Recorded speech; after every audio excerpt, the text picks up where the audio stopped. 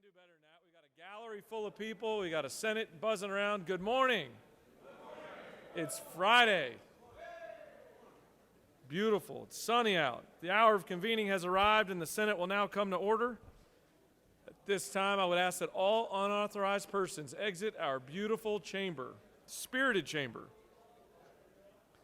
It's now my distinct honor, truly an honor, to recognize the distinguished gentleman from Chickamauga, who I hope is going to spend time with that herd of cattle you've got roaming in your front yard again, and come back Monday with a great story. Yes, sir, Mr. President, that is true. I'll be shoving a lot of I'll be working with the cattle in front of my house and other things. And Mr. President, thank you for your leadership on this state. You've done an outstanding job, and I'm truly proud to be a friend of yours, and thank you for your leadership, and you're not paying attention to me at all.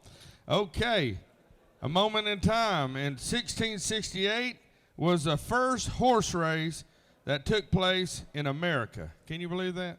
In 1668. Must have been the Pilgrims chasing somebody. Also, the senator from the 7th told me today is National Pecan Day. Now, he says Pecan Day, but that's what we have by the bed at night in Northwest Georgia. Mr. President, the journal's been read and found to be correct. I just want to be honest, I'm a little disappointed with the information flow today, but that's all right. It's Friday, you're probably tired. Is there objection to dispensing with the reading of the journal? The chair hears none, and the reading of the journal is dispensed with. Is there objection to the confirmation of the journal? The chair hears none, and the journal is confirmed. All senators who have bills or resolutions, please bring them to the secretary's desk at this time. Mr. Secretary, first reading a reference of Senate bills and resolutions, please. Senate Bill 634 by Senator Harbison of the 15th and others, a bill to be entitled an act to create a new judicial circuit for the state of Georgia to be known as the Muskogee Judicial Circuit and to Judiciary. be Senate Bill 635 by Senator Strickland of the 17th and others, a bill to be entitled an act to amend an act placing the sheriff, probate judge, clerk of the Superior Court, and tax commissioner. Slow go. Senate Bill 636 by Senator Burns of the 23rd, a bill to be entitled an act to amend an act reconstituting the Board of Education of Warren County approved February 4th, 1993 as amended, particularly by an act Slow go. Senate Bill 637 by Senator Brass of the 28th, a bill to be entitled an act to create the City of Sonoya Building and Facilities Authority to provide for severability, to provide for a short title, to provide Slow for... go. Senate Resolution 768 by Senators Robertson of the 29th and others, a resolution expressing support for the Dominican Republic Central America Free Trade Agreement's yarn forward rule of origin and its vital role in supporting... Rules. Senate Resolution 770 by Senators Harrell of the 40th and others, a resolution creating the Senate Study Committee on People with Intellectual and Developmental Disabilities and Waiver Plan Access and for other purposes. Rules. Senate Resolution 773 by Senators Robertson of the 29th and others, a resolution creating the Senate Direct Sales of Electric Vehicles Study Committee and for other purposes. Rules. Senate Resolution 781 by Senators Gooch of the 51st and others, a resolution creating the Senate Electrical Vehicle EV Infrastructure City Committee and for other purposes. Rules. That completes the order, Mr. President.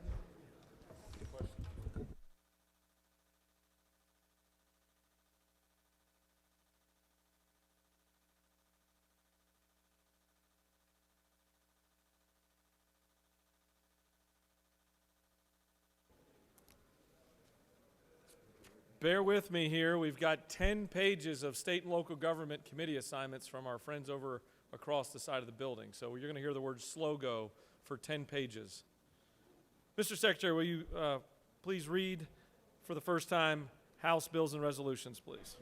House Bill 1062 by Representative Camp of the 131st, a bill to be entitled an act Slow go. House Bill 1138 by Representatives Neal of the 74th and others, a bill to be entitled an act to Slow amend an go. act. House Bill 1196 by Representative Powell of the 32nd, a bill to be entitled an act to amend an act. Slow go. House Bill 1323 by Representative Camp of the 131st, a bill to be entitled an act to provide. Slow go. House Bill 1325 by Representative Camp of the 131st, a bill to. Slow go. House Bill 1326 by Representative Camp of the 131st, a bill to be entitled an act to Slow provide. go. House Bill 1327 by Representative Camp of the 131st, a bill to be entitled an act to Slow provide. go. House Bill 1328 by Representative Camp of the 131st, a bill to be entitled. Slow go. House Bill 1398 by Representative Belton of the 112th and others. Slow go. House Bill 1399 by Representative Hawley of the 111th and others, a bill to be entitled an act to provide. Slow go. House Bill 1417 by Representative Body of the 62nd and others, a bill to be entitled an act to provide a Slow home. go. House Bill 1446 by Representative Wilson of the 80th and others, a bill to be entitled an act to amend Slow an act. go. House Bill 1468 by Representative Benton of the 31st, a bill to be entitled an act to Slow amend. go. House Bill 1489 by Representative Moundman of the 17th and others, a bill to be entitled an act to amend an Slow act. go. House Bill 1492 by Representative Jones of the 47th and others, a bill to be entitled an act to amend. Slow go. House Bill 1493 by Representative Jones of the 47th and others, a bill to be entitled an act to amend an Slow act. go. House Bill 1497 by Representative Jones of the 47th and others, a bill to be entitled an act to amend an act. Slow go.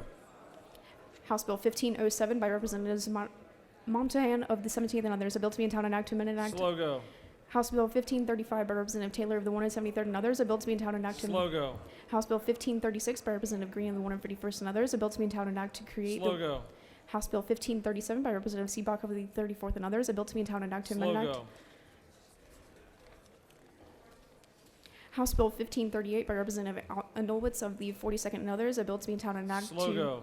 House Bill 1539 by Representative Burchett of the 176th and others, a bill to be entitled an act to create Waycross Convention. Slow And go. House Bill 1540 by Representative Allen of the 40th and others, a bill to be entitled an act to amend an Slow act. go. House Bill 1541 by Representative Allen of the 40th and others, a bill to be entitled an act to amend an act Slow changing. go. House Bill 1551 by Representative Camp of the 131st, a bill to be entitled an act to amend an Slow act. go. House Bill 1552 by Representative Jackson of the 64th and others, a bill to be entitled an Slow act. go. House Bill 1557 by Representative Garafly of the 67th and others, a bill to be entitled an act to amend an act creating the Slow board. go. House Bill 1558 by Representative Speary of the 135th and others, a bill to be entitled an act to amend an act. Slow go. House Bill 1561 by Representative Bentley of the 139th, a bill to be entitled an act to amend an act providing for the Board of Slow Education. go. House Bill 1562 by Representative Ralston of the 7th, a bill to be entitled an act to authorize the assessment and collection of technology fee by the probate Slow court. go. House Bill 1564 by Representative Pruitt of the 149th, a bill to be entitled an act to Slow provide. go. House Bill 1565 by Representatives Mallow of the 163rd and others, a bill to be entitled an Slow act. go. House Bill 1566 by Representative Houston of the 170th, a bill to be entitled an act to amend an act to Slow go. authorize. House Bill 1567 by Representatives Cameron of the 1st and others, a bill to be entitled an act to amend an act to Slow provide. go. House Bill 1568 by Representative Williamson of the 115th and others, a bill to be entitled an act to create. Slow go. House Bill 1572 by Representative Chilkus of the 138th and others, a bill to be entitled an act to amend an act to Slow create. go. House Bill 1573 by Representative Yurda of the 152nd, a bill to be entitled an act to create the Worth Slow County. go. House Bill 1574 by Representatives Taylor of the 173rd and others, a bill to be entitled an act to amend an act Slow to. go. House Bill 1575 by Representatives Crowe of the 110th and others, a bill to be entitled an act to Slow create. go. House Bill 1577 by Representative Davis of the 87th and others, a bill to be entitled an act to amend an act creating. Slow go. House Bill 1579 by Representative Buckner of the 137th, a bill to be entitled an act to create a new charter. Slow go. House Bill 1581 by Representative Ridley of the 6th and others, a bill to be entitled an act to amend an act providing for a Slow new. go. House Bill 1582 by Representatives Momtahan of the 17th and others, a bill to be entitled an act to amend. Slow go. House Bill 1583 by Representatives Momtahan of the 17th and others, a bill to be entitled an act to authorize the governing authority of the City of Slow Dallas. go. House Bill 1584 by Representatives Momtahan of the 17th and others, a bill to be entitled an act to authorize the Slow city. go. That completes the order, Mr. President.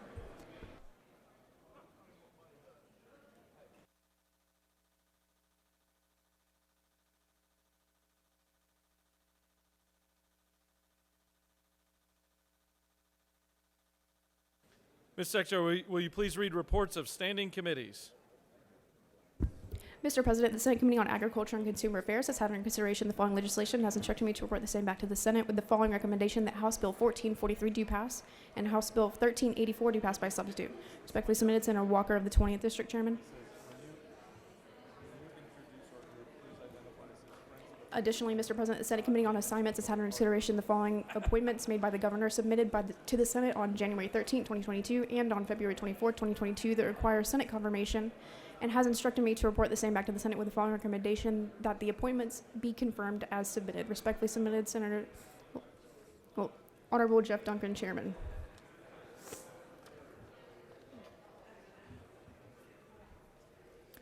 Mr. President, the Senate Committee on Assignments has had under consideration the following appointments on the Judicial Qualifications Commission. Mr. Richard Hyde, appointed by the Governor. Mr. William Polk Langsdale, appointed by the President of the Senate. Mr. Lex Rainey, appointed by the Speaker of the House of Representatives. Honorable Victoria Darasol, appointed by the Supreme Court of Georgia. Honorable Stacey K. Heydrich, appointed by the Supreme Court of Georgia, and has instructed me to report the same back to the Senate with the following recommendation: that the appointments be confirmed as submitted. Respectfully submitted, Honorable Jeff Duncan, Chairman.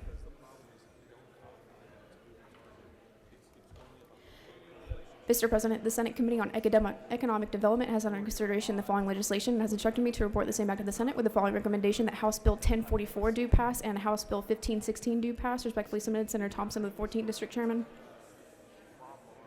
Mr. President, the Senate Committee on Education and Youth has had under consideration the following legislation and has instructed me to report the same back to the Senate with the following recommendation: that House Bill 1178 do pass and House Bill 1295 do pass. Respectfully submitted, Senator Payne of the 54th District Chairman.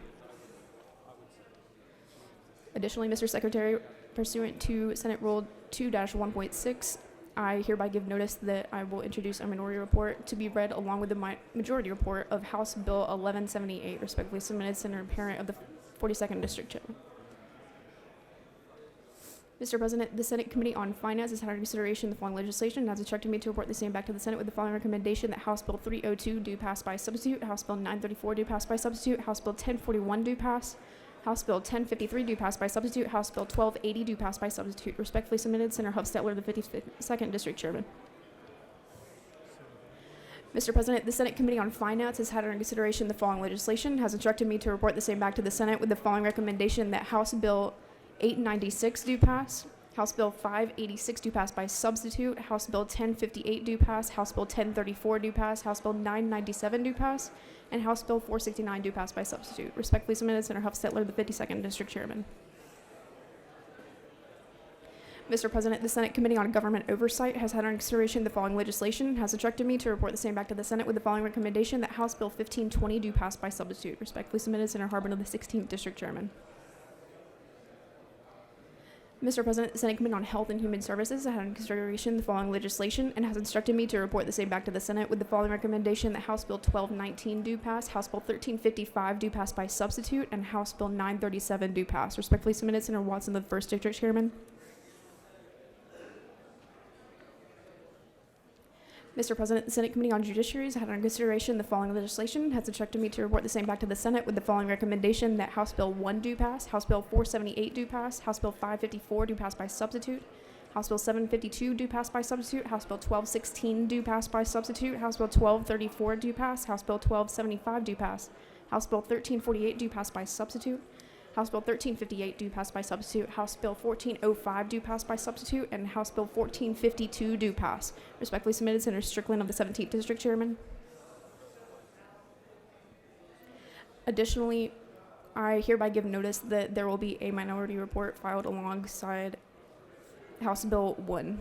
Respectfully submitted, Senator Parent of the 42nd District. Additionally, a notice of a minority report has been filed on House Bill 1358 as well. Mr. President, the Senate Committee on Regulated Industries and Utilities has had under consideration the following legislation and has instructed me to report the same back to the Senate with the following recommendation: that House Bill 476 do pass and House Bill 972 do pass by committee substitute. Respectfully submitted, Senator Cowser, the 46th District Chairman.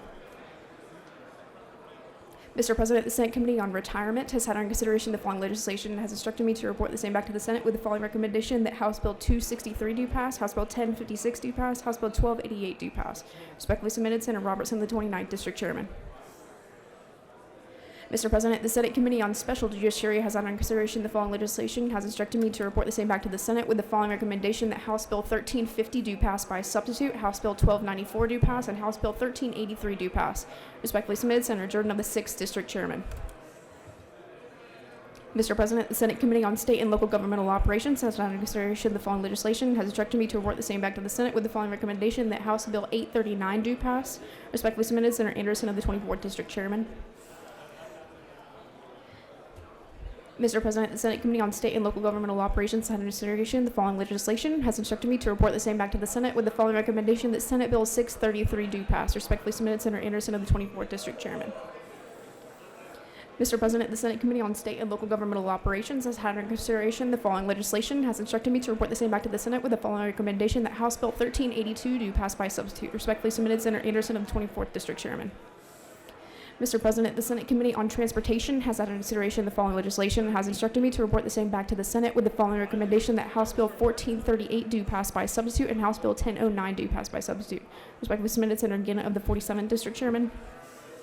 Mr. President, the Senate Committee on Transportation has had in consideration the following legislation and has instructed me to report the same back to the Senate with the following recommendation: that House Bill 1055 do pass, House Bill 1194 do pass, and House Bill 1103 do pass. Respectfully submitted, Senator Guinna of the 47th District Chairman. Mr. President, the Senate Committee on Veterans, Military, and Homeland Security has had under consideration the following legislation, has instructed me to report the same back to the Senate with the following recommendation: that House Bill 884 do pass, House Bill 1343 do pass, and House Bill 1344 do pass. Respectfully submitted, Senator Kirkpatrick of the 32nd District Chairman. That completes the order, Mr. President.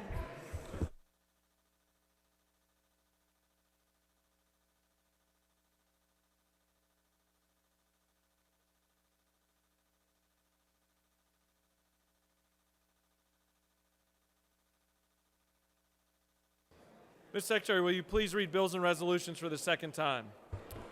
Senate Resolution 658 by Senator Hickman of the 4th and others. People of Ukraine, crisis caused by the invasion of Ukraine by the Russian Federation, support. Senate Resolution 723 by Senator Jackson of the 2nd and others. Callaway, Thomas, DeCarlo, recognize. Senate Resolution 744 by Senator Rahman of the 5th and others. Pakistan Day, recognized March 23, 2022. House Bill 1412 by Representative Dempsey of the 13th and others. Professions and businesses, licensure of individuals in the practice of applied behavior analysis, provide. House Bill 624 by Representative Taylor of the 173rd and others. South Georgia Judicial Circuit, additional judge of the Superior Court, provide. House Bill 733 by Representative Smith of the 18th and others. Insurance Guaranteed Asset Protection Waiver, revised definition.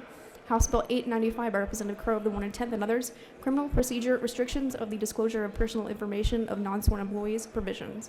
House Bill 1069 by Representative Williamson of the 115th and others. Mental health, adult mental health programs, provide licensure. House Bill 1146 by Representative Lott of the 122nd and others. Motor vehicles, law enforcement vehicles be equipped with primarily blue flashing or revolving lights, provide. House Bill 1183 by Representative Gunter of the 8th and others. Criminal procedure, increased time allotted to try a criminal case in judicial emergencies, provide. House Bill 1193 by Representative Gamble of the 15th and others. Funeral directors and embalmers, reinstatement of lapsed license under certain conditions, provide. House Bill 1232 by Representative Barton of the 5th and others. Motor vehicles, temporary license plates, and operating permits, revised terminology. House Bill 1276 by Representative Hawkins of the 27th and others. Community Health Department of Statistical Department's data relating to the state health plans be posted on department website, require. House Bill 1297 by Representative Gamble of the 15th and others. Insurance discount for property owners who build a new property that better resists tornado and catastrophic windstorm events, provide. House Bill 1307 by Representative Houston of the 170th. Georgia Utility Facility Protection Act, revised. House Bill 1331 by Representative Meeks of the 178th and others. State Employment Service and the Employment Security Administration Fund, change certain provisions. House Bill 1388 by Representative Burchett of the 176th and others. Civil Practice, Alternative Procedure for Designation of Official Legal Organ, provide. House Bill 1390 by Representative Nolwitz of the 42nd and others. Labor and Industrial Relations, right of action against a county or city employer for retaliation, provide. House Bill 1409 by Representative Werkheiser of the 157th. Labor and Industrial Relations, workers' compensation benefits, change certain provisions.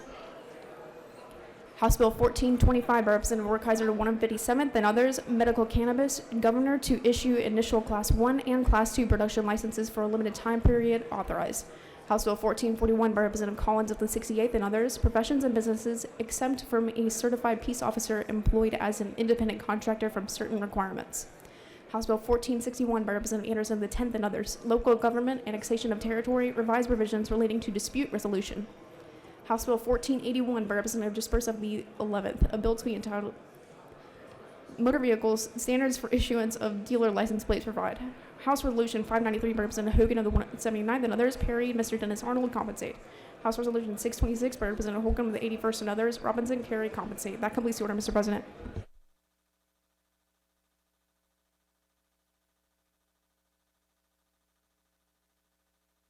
For what purpose does the senator from the 43rd rise? Good morning, and thank you, Mr. President. I ask for unanimous consent. Good morning, and thank you, Mr. President. I ask for unanimous consent that Senate Rule 4-2.1 be suspended to allow Senate Bill 638 to be first read and referred to committee. Ms. Secretary, will you please read the caption of Senate Bill 638? Senate Bill 638, a bill by Senators Anderson of the 43rd and others, a bill to be a title and act to create the Rockdale County Public Facilities Authority to provide for severability, to provide for related matters and for other purposes. That completes the order, Mr. President. Senator from the 43rd has asked for unanimous consent that the rules be suspended for Senate Bill 638 to be first read and referred to the committee. Is there objection? The chair hears none and is referred to state and local government. All right, it's now time for a morning roll call. Are there any motions to excuse? Not seen this many people in their seats in a long time. On time, chair recognizes the great senator from the 33rd. Thank you, Mr. President. Good morning, y'all. I ask for unanimous consent to excuse the following senators for business outside the Capitol: 5, 22, and 11. Without objection, the senators from the 5th, 22nd, and 11th are excused. Are there any additional motions to excuse? The chair sees none. The secretary will call the roll of senators. Chair recognizes the senator from the 42nd. Thank you, Mr. President. Oh, I see it's already been done. I wait. Secretary will call the roll of senators. Signify your presence by voting the yea switch. The secretary will unlock the machine.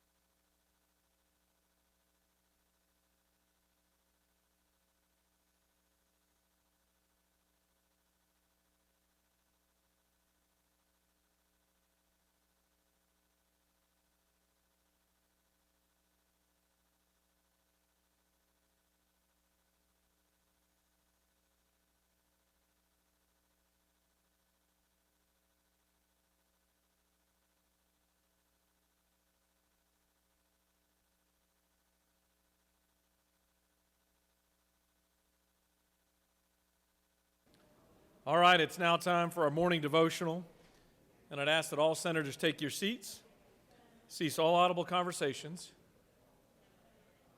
and ask our doorkeepers to secure the chamber at this time. Lock them in if they haven't gotten out yet. It's my honor to recognize the senator from the 16th to lead us in our Pledge of Allegiance and to introduce to us our chaplain of the day.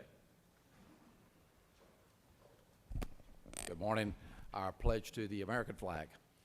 I pledge allegiance to the flag of the United States of America and to the republic for which it stands, one nation, under God, indivisible, with liberty and justice for all. Our state flag. I pledge allegiance to the Georgia flag, to the principles which it stands, wisdom, justice, and moderation. Well, good morning. You are here, and we have a exciting treat this morning with our speaker this morning. I wanted to, before we do this, ask a question. Why do we have pastors come here and speak to us, and why do they pray for us? Where did that come from? And here's where it came from originally. We won our independence in 1776, but it took over 10 years before we came to the Constitution. There was a major disagreement among the members coming up with the purpose of the Constitution. They could not come to agreement. And there was one of the older gentlemen, who was Benjamin Franklin, who came to them in understanding that during the Revolutionary War, they prayed on a regular basis. They prayed because the British, the option to lose to them was not very good. And they prayed for God's intervention. But I want to read you what Benjamin Franklin had to say as he spoke to them. He says, "I have lived a long time, sir, and the longer I live, the more convincing proofs I see of this truth, that God governs in the affairs of men. And if a sparrow cannot fall to the ground without his notice, is it probable that an empire can rise without his aid? We have been assured, sir, in the sacred writings that except the Lord build a house, they labor in vain that build it. I firmly believe this, that I also believe that without his concurring aid, We shall succeed in this political building no better than the builders of Babel. We shall be divided by our little partial local interest. Our projects will be confounded, and we ourselves shall become a reproach and a byword to the future age. And what is worse, mankind may hereafter, from this unfortunate instance, despair by the establishment of government by human wisdom and leave it to the chance of war and conquest. I therefore beg and leave to move that henceforth prayer, imploring the assistance of heaven and its blessing on our deliberations, be held in this assembly every morning before we proceed to business, and that one or more of the clergy in this city be requested to officiate in that service. Interesting, one other statement that came from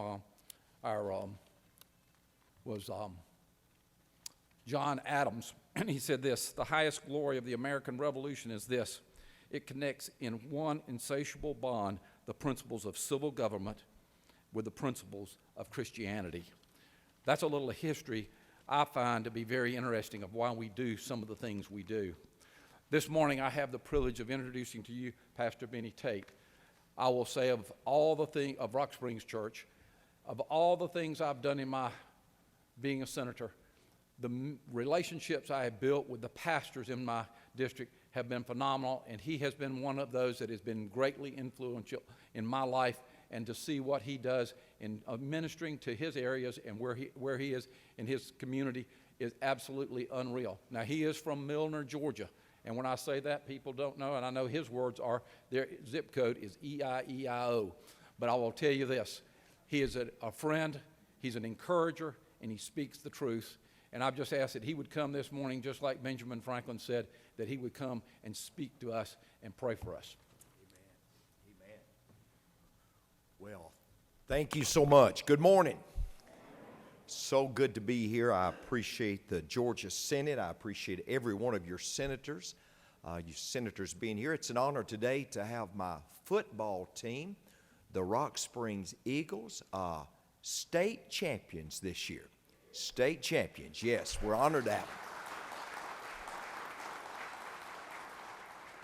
And I see the folks from First Redeemer Church. I had the wonderful privilege a few months back to speak there. I think the church has gotten over it now, doing better though. And but it was wonderful to be there at First Redeemer. That's a wonderful church with Pastor Jackson and just tremendous people. Lieutenant Governor, it's a privilege to be with you.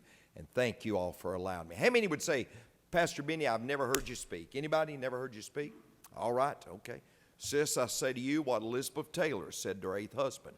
I'm not going to keep you long, okay? All right. I want to talk to you for just a few moments about the power of words. The power of words. The Bible says in Proverbs 18 and 21, death and life is in the power of the tongue. The Bible says in Proverbs 25, verse 11, a word fitly spoken is like apples of gold and pictures of silver. Words are so powerful. Do you ever think about this world that we're in?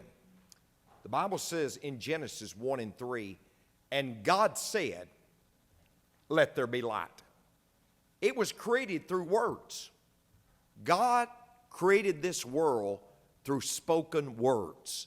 And I just want you to know something. Words can create your world.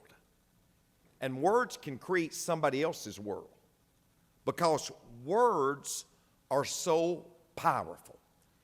I'm a sports fan, and most of you would maybe not remember this name, but there was a pitcher. His name was Gaylord Perry. Gaylord Perry, brother, you're nodding your head. He was a knuckleball pitcher. And Gaylord Perry said these words. He said, before I hit a home run, Tyler, before I hit a home run, he said, there will be a man walk on the moon. He literally said that, ladies and gentlemen, in 1963. He said, before I hit a home run, there will be a man walk on the moon. And I want you to know something.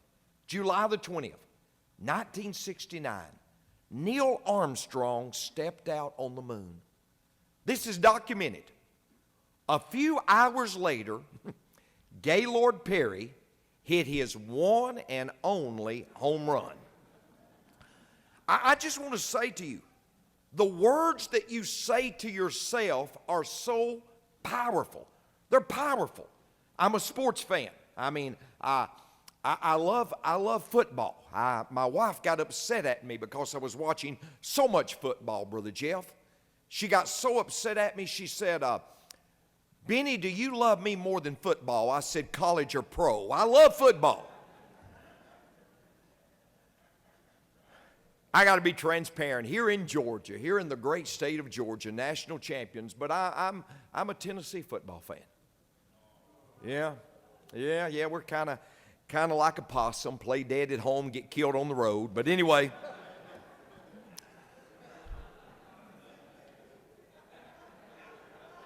but listen, I have been married for 37 years. 37 years, Bert. You know my wife. I mean, literally, I outpunted my coverage. I mean, 37 years, Miss Barbara. And she's done something so special. When I pass away, I hope it's a long time. But when I pass away, the 6 current Tennessee football players will be the pallbearers at my funeral. Yeah. You say, Pastor Benny, why did you want it? I wanted them to let me down one last time. Amen? Just let me down one last time.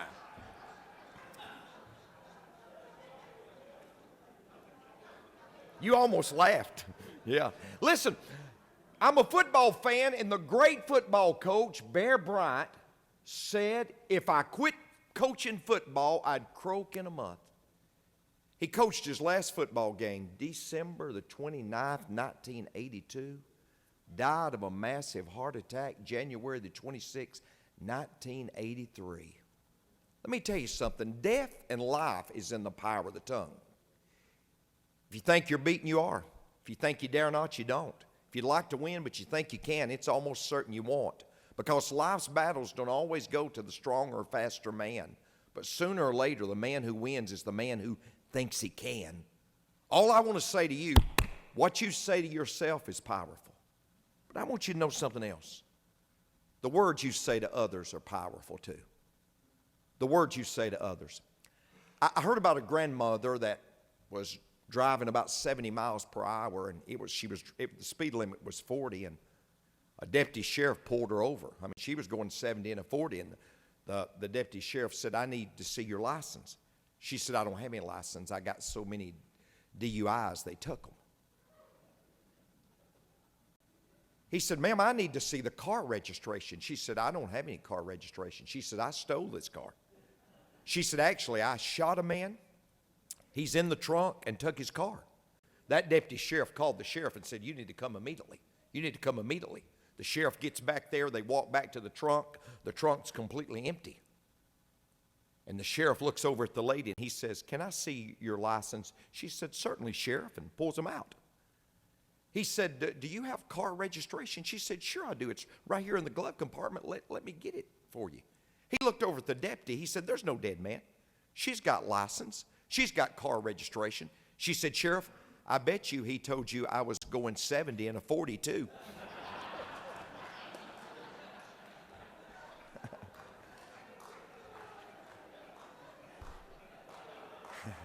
Here's what I want you to know.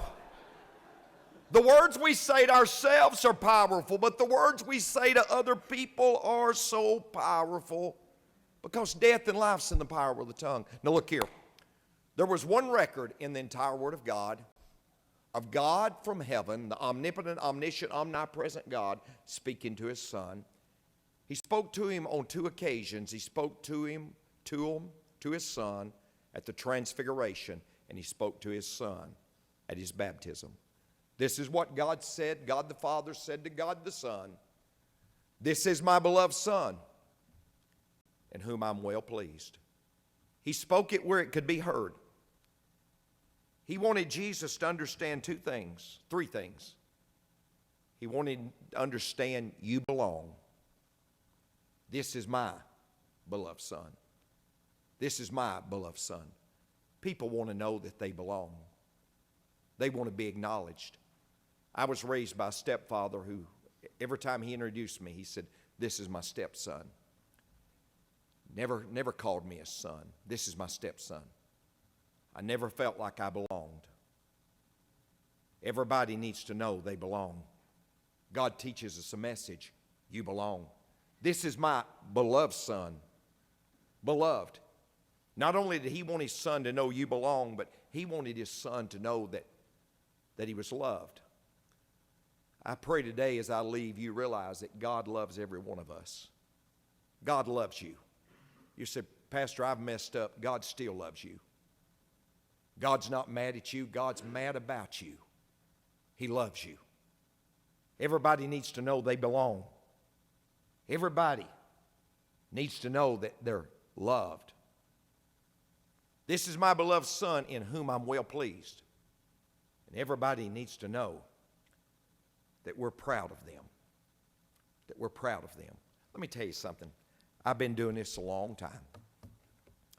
I've been coming to the Capitol and speaking for 30 years. I've been doing it a long time. And you know, the Bible says that it's wrong for me to be proud of me. Pride's wrong in my life. Pride's wrong.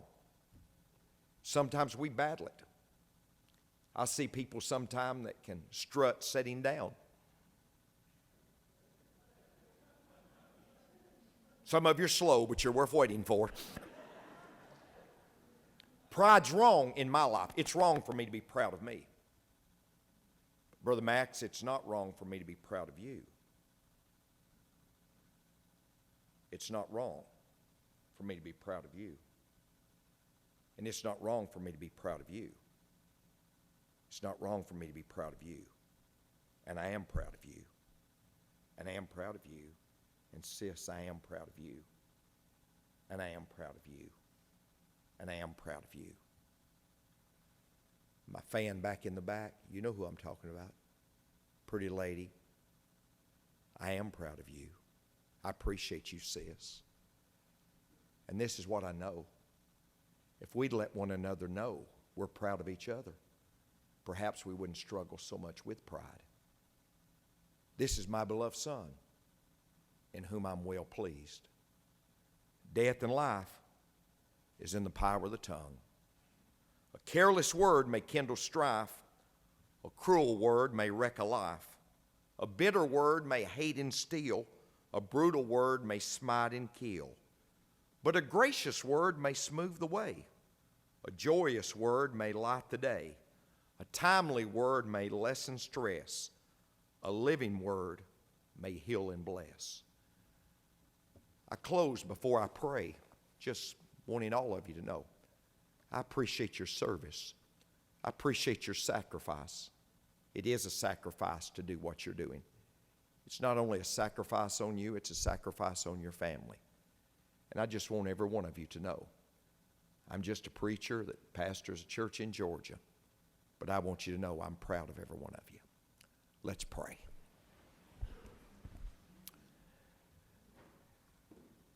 God, as I bow my head and my heart in your presence, I thank you for being able to be with Lieutenant Governor Duncan today and this wonderful body. I thank you, Lord, for every man and woman that are serving God in this house, in this Georgia Capitol. I pray today your blessings upon them, not only your blessings upon them, but your blessings upon their families. Abraham Lincoln said, I've been driven to my knees by an overwhelming conviction that I had nowhere else to go. My wisdom and all about me seemed insufficient. God, I pray for your wisdom upon this body of people. Would you bless them and keep them? Make your face to shine upon them. Be gracious unto them. Lift your countenance upon them. May they experience your peace. And God, I pray today that they know that I'm proud of them. But more than that, Lord, I pray every one of them realizes today they belong. They're loved. And you're proud of them. And I pray this prayer in Jesus' name. Amen.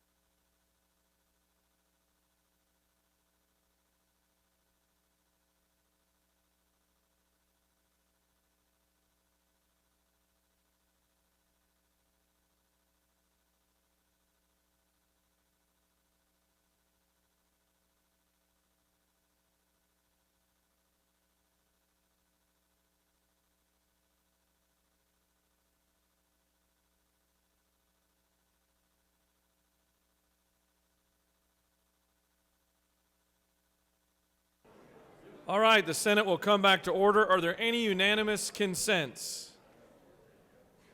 The chair sees none. I'd like to take a point of personal privilege.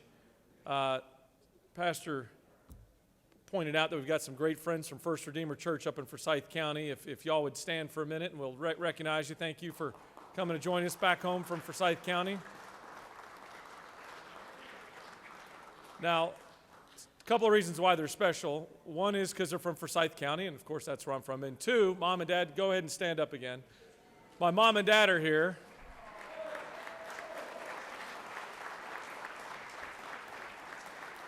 And certainly glad to have them here. And this is how a good barometer is to how well you like your parents or how well your parents like you. I live less than a mile away from my parents. So I guess that means that we're going along. And some of y'all will remember my dad. He was my intern over in the house for me. I think he still holds the record of being the oldest intern in the building. I say that with respect. But thank you for joining us today, and thanks for all that you've done over the years. With that, does any senator wish to rise for a point of personal privilege? Chair recognizes the senator from the 32nd with an interesting contraption.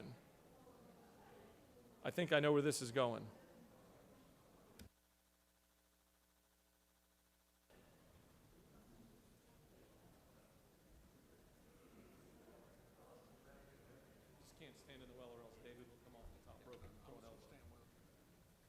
Thank you, Mr. President. I made a mistake and did not have this sculpture with me during the Love Fest for the Rules Chairman the other day. So I wanted to take this opportunity to talk a little bit about the impression he's made on me, to the point where when I went to an art festival in Alabama last fall, I saw this sculpture and it just made me think of the Rules Chairman. I really think the raccoon is a dead ringer for our Rules Chairman, but you can argue about who the possum represents. I need to apologize to the senator from the 7th because I did not have this little prop here for House Bill 1147, but you get the sentiment. I'm going to keep this in my office, Mr. Chairman, as a reminder of all the things that you've done for me, but I'm willing to loan it to you for the Rules Committee meetings for the rest of the session, if you like. I wanted to just point out that the senator from the 53rd has been so nice to me since I was a freshman and asked him a lot of dumb questions. And he taught me that, one, there's a lot more to getting legislation passed than policy, which is hard for those of us who are detail people to really understand. But it really is all about relationships. The other thing that the chairman taught me is that we can do serious work for the people of Georgia and still have fun doing it. And so I want to thank him for his friendship, and with that, I'll yield the will. Chair recognizes the senator from the 29th. Thank you, Mr. President. When I walked into the senator's office the other day, she asked me to step into her private office, and she had this sit there, and she said, "Tell me if I'm crazy or if I'm on track." And I said, "Yeah." She goes, "Who does that raccoon look like?"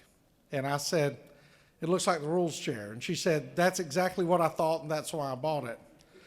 And when I looked at it, I thought the possum looked like every senator in this chamber and every member over in the House when they see the Rules Chair walk in the hallways and they stop him and with the outstretched arm beg for the opportunity to have a piece of legislation to come out of his committee.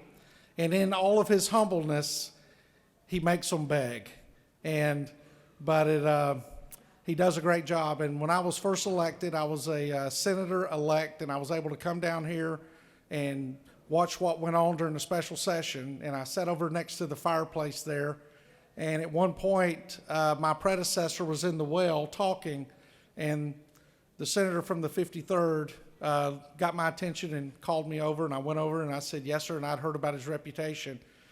He said, "You know, you're replacing the guy standing in the well." And I said, "Yes, sir, I do know that."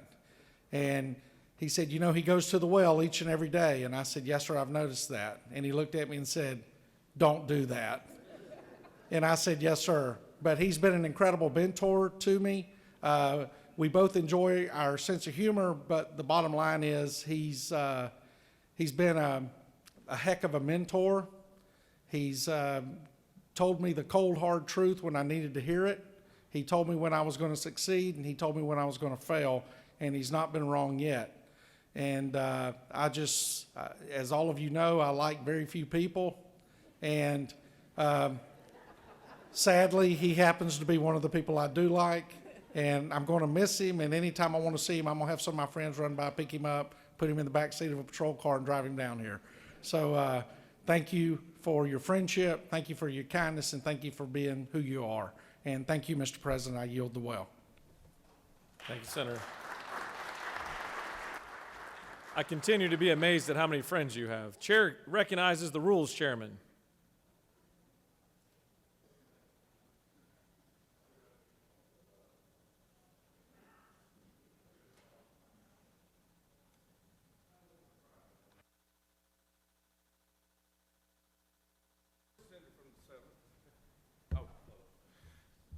Thank you so much, colleagues. I am truly touched, and I feel the same way. I'm going to miss each and every one of you, and I'll save that for another day. I'm just tired of crying this week. But, well, as you know, we're here at the end. There are many bills are still awaiting our decision out of committee or out of Rules Committee. Now, the Rules Committee chair in the House has a big form to fill out, which really all I want to know is if you want your bill or not. So with the senator from the 7th help, let me show you my new form that I have for House members. Oh, shoot. I said shoot. I meant to say another word, but I didn't.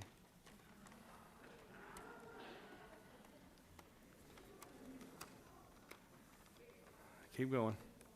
So I've devised a little form for our House brother and sister, and that's good right there. Just drop, there you go. For them to fill out for me. And so if you see your House members, tell them we have a little form for them to fill out to make sure their bill meets approval. Like one of my questions is, what's your favorite color and how does that affect your bill? Very important in philosophy. And you know, if you ever heard philosophy from many great writers, you would know what I'm saying. Not from Chickamauga. They're not from Chickamauga. We have our own talent up there for other things, and I won't mention that, Mr. President. Or like, what's your zodiac sign, and how does that affect your bill? Those are key questions that the Rules Chair in the House has not asked, but I think I am asking. So please tell your House friends that they have a little form to fill out that is important to the process of moving their bill forward. So, Mr. President, without any further ado, I yield myself from the well. Thank you so much. Chair recognizes the senator from the 12th for a point of personal privilege.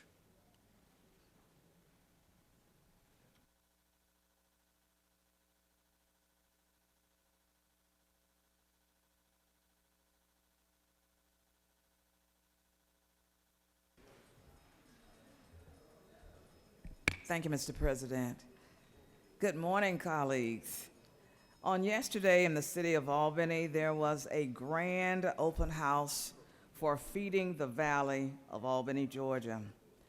Our state CEO, Dana Kraft, which many of you know and have worked with in this capital, of Feeding Georgia, the CEO of our state affiliation, assisted in this grand opening.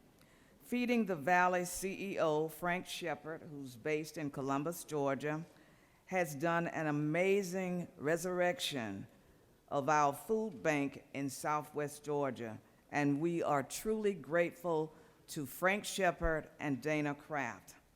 Also joining the celebration was the International Food Bank CEO, Claire Babineau-Fontenot. Claire was selected as one of Time Magazine's 100 most influential people in 2020. She leads our food banks all over the nation, and we are so appreciative to our hard-working food bank employees throughout this country. Without their dedication and hard work during COVID-19, many individuals would have gone without food. So we are so appreciative to our Food Bank Association of Georgia. Thank you, Mr. President, and I yield the well. Chair recognizes the senator from the 25th for a point of personal privilege.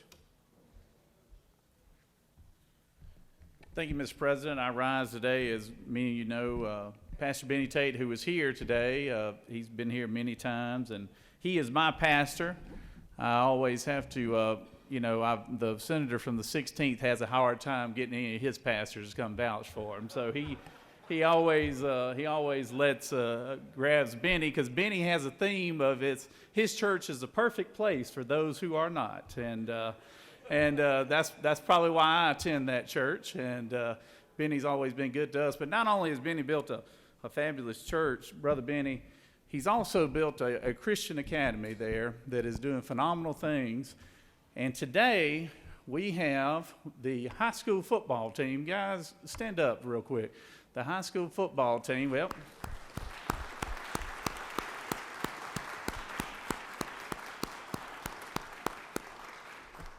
they just started their program less than about 5 or 6 years ago, I believe. And this past year, they won the state title in their respected division here. And I'm telling you, they are doing remarkable things at Rock Springs Church and the Christian Academy there. They are building a complex that is second to none right now, sprawling a 50-acre of land there, and they're going to have state-of-the-art baseball fields, track and field, football facilities, weight room facilities. It is remarkable what is going on, but these gentlemen right here are setting the foundation, a winning foundation for many years to come, and I just want to say I'm so proud of y'all, and on behalf of the senators from the 16th and myself, we have done a resolution in honor of you young men and the coaches and parents and everything, doing a wonderful job. Continue the good work, and thank you everything you're doing there in the big town of Milner, Georgia. All right. Thank y'all very much, Mr. President. Chair recognizes the Dean of the Senate for a point of personal privilege. Thank you, Mr. President. I appreciate the time. I was asked to bring this to your attention by way of a good friend of mine, Trip Martin, a strong supporter of our veterans in Georgia. Today, March 25th, is National Medal of Honor Day.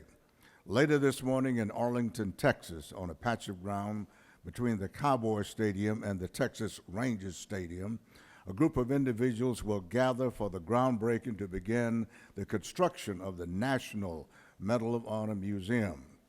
It was my honor last week to be involved in sending a small amount of dirt from the state of Georgia to be part of this ceremony. The dirt we sent was taken from the base of the Vietnam War Memorial across the street from our state capitol. Please join me in honoring the men and women of our armed services who over the years have been awarded our National Medal of Honor. Thank you, Mr. President. I yield the well. Thank you, Senator. Chair recognizes the senator from the 28th with a point of personal privilege.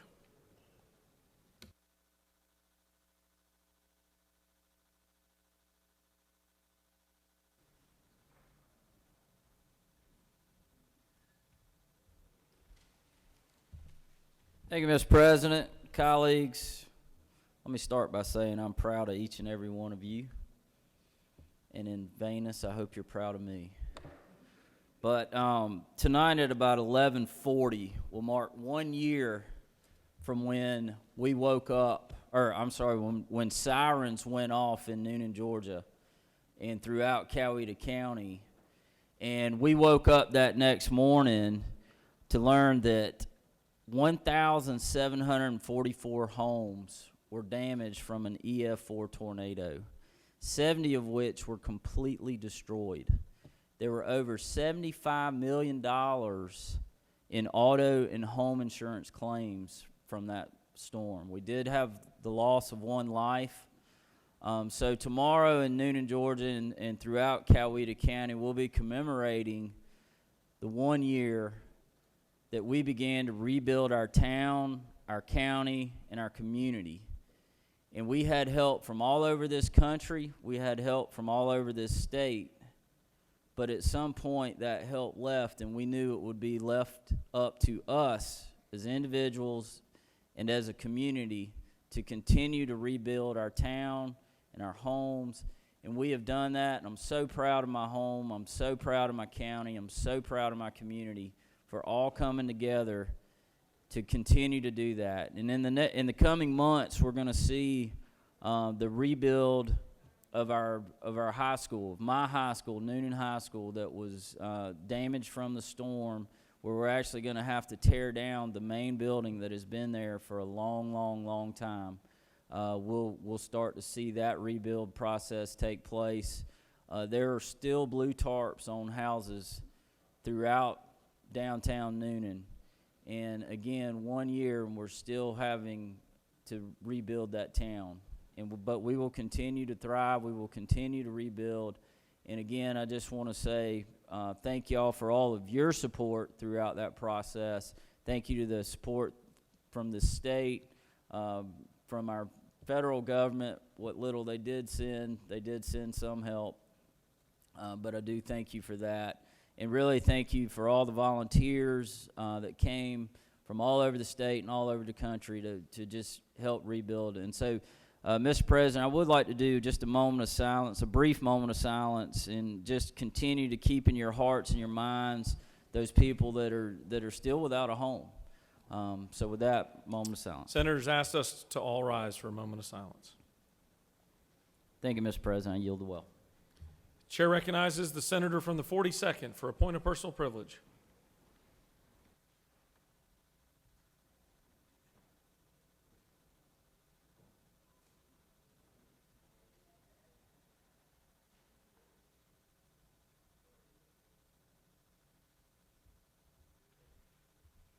Thank you, Mr. President. I rise this morning to draw attention to some very concerning news reports that is reported across many major media outlets this morning, and that is in reference to a series of text messages released that were between Virginia Thomas, the wife of Justice Clarence Thomas, and Mark Meadows, President Trump's then chief of staff, in the aftermath of the November 5th election. These were given to the select committee investigating the January 6th insurrection on the Capitol by Mark Meadows. And the content of these text messages by particularly ones from Virginia Thomas are extremely concerning and should concern all Americans. Ms. Thomas used her access to Trump's inner circle to promote and seek to guide the president's strategy to overturn the election results. The first one was a YouTube video that referenced a QAnon conspiracy theory that was going around in right-wing circles. Ms. Thomas wrote, "Watermark ballots in over 12 states have been part of a huge Trump and military white hat sting operation in 12 key battleground states. During that same period, supporters of the QAnon extremist ideology were embracing a false theory that Trump had watermarked mail-in ballots so he could track potential fraud." Ms. Thomas also went on to quote another passage that had circulated on right-wing websites. "Biden, crime family, and ballot fraud co-conspirators, elected officials, bureaucrats, social media censorship mongers, fake stream media reporters, etc., are being arrested and detained for ballot fraud right now, and over the coming days will be living in barges off Gitmo to face military tribunals for sedition." This is another message. Several other messages also touted Ms. Thomas's hope that Sidney Powell would be the face of the pushback to try to overturn the election. She, of course, was sanctioned by a judge and has been referred for disbarment. This trafficking in extremely dangerous conspiracy theories and advocating the overturning of the presidential election to the highest levels of the U.S. government is shocking and disturbing, and all the more so because of the stature of Ms. Thomas's husband, Justice Thomas, and therefore herself. Every citizen should be extremely concerned and horrified by this, and it does raise serious questions about the service on the court of Justice Thomas. I'm raising this unfortunate incident to your attention in light of the recent legislation, and I think we should all be cautious and mindful as all of this is revealed. Thank you, Mr. President. I yield the will. Chair recognizes the senator from the 18th for a point of personal privilege.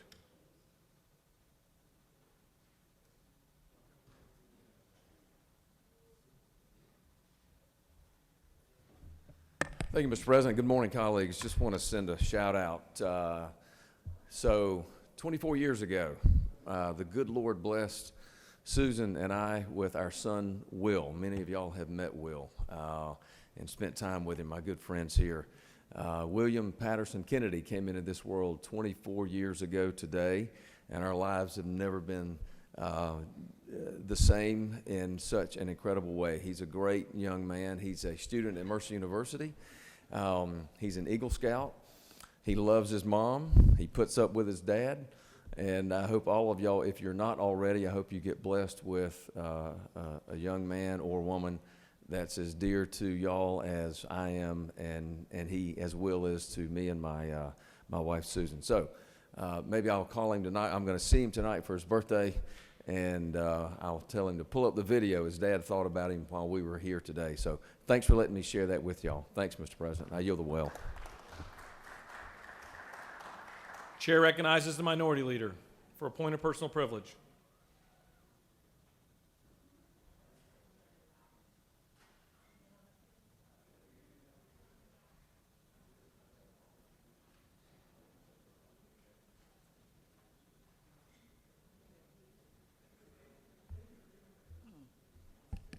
Thank you, Mr. President, members of the Senate.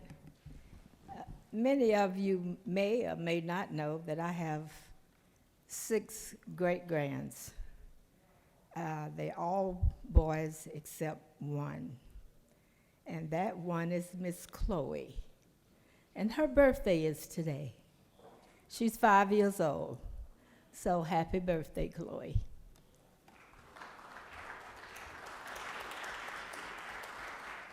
Chair recognizes the senator from the 34th for a point of personal privilege.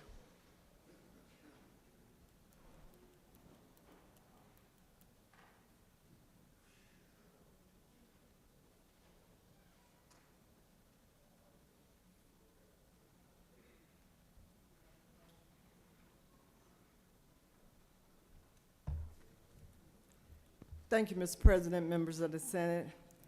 I rise to remind you all that a couple days ago, we had a couple of visitors to this chamber who were in their gowns and were wearing crowns. And I thought they were awesome. I do believe one was Miss Georgia. And I reflected back because I wanted you all to know, even though we were not in session on yesterday, like those before me, this little queen, who happens to be my only granddaughter, I got them 3 boys, but that one girl is my queen. And boy, when we put that crown on her head, you cannot reverse it. They are your queen, because she belongs to me and my, thank you, me and my husband. I tell you, the girl coming, you know how those grandpas are? We could just eat her whole, because she belongs to me. And I'm proud of my daughter, who wore a crown before her, and therefore she belongs to us. On yesterday, she turned 15. You all may have seen her around here for years because they grew up literally around this chamber. but that one and only grand girl is still an excellent student, staying focused, and doing all the things that we expect for a queen to do. Happy birthday, Janae.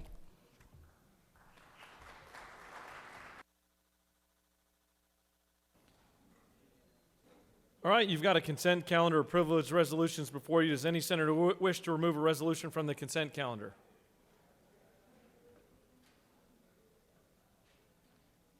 Chair hears none. Is there objection or adoptions of the resolutions on the consent calendar? The chair hears none. The resolutions on the consent calendar are adopted.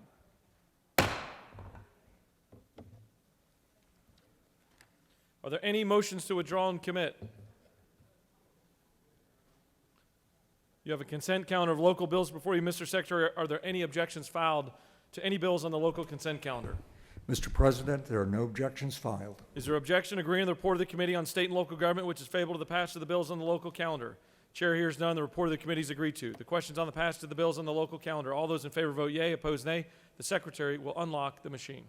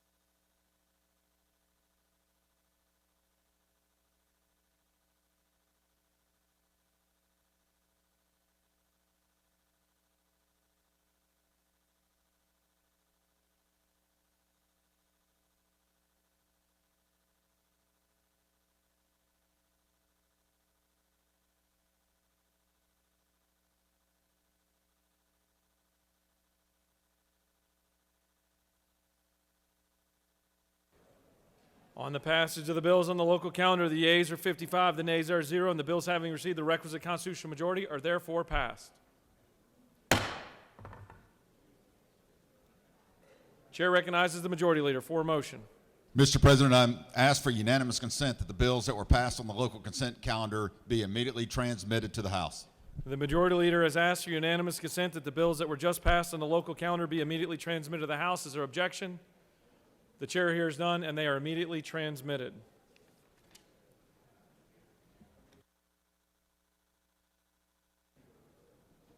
All right, if I could have everyone's attention. Today, a report from the Committee on Assignments was read recommending that appointments made by the governor be confirmed as submitted. The Committee on Assignments also recommended that the appointments to the Judicial Qualifications Commission be confirmed as submitted also. These appointments were placed on your desk in January and February. Today, you'll find another copy of these lists on your desk in case you've misplaced them. Please take time to review the names as we plan to take them up for a special item of business on Monday. So just wanted to serve notice to all the senators. Chair recognizes the majority leader for a motion. Mr. President, I move that House Bill 1064 be engrossed. Mr. Secretary, can you please read the caption? House Bill 1064, a bill by Representatives Petrea of the 166th and others, a bill to be entitled an act to amend Article 2 of Chapter 7 of Title 48 of the OCGA relating to the imposition, rate, commutation, exemptions, and credits from state income tax, so as to exclude from Georgia taxable net income certain retirement income received from certain military service and for other purposes. That completes the order, Mr. President.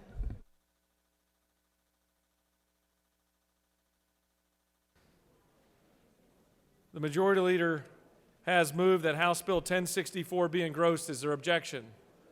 There is objection. Would the majority leader like to speak to his motion? He waves. Would the minority whip? He waves. All those in favor of House Bill 1064 being engrossed, vote yea. Opposed, nay. The Secretary will unlock the machine.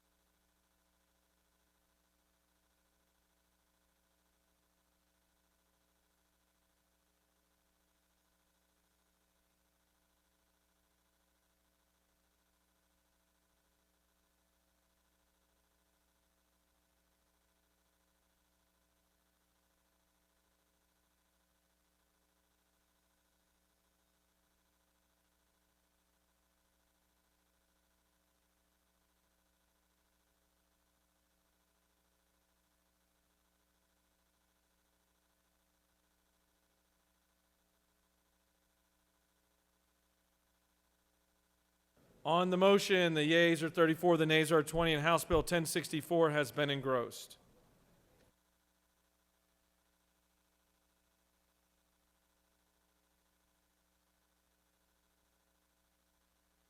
We're now going to move on to the rules calendar. Mr. Secretary, can you please read the caption of House Bill 1064?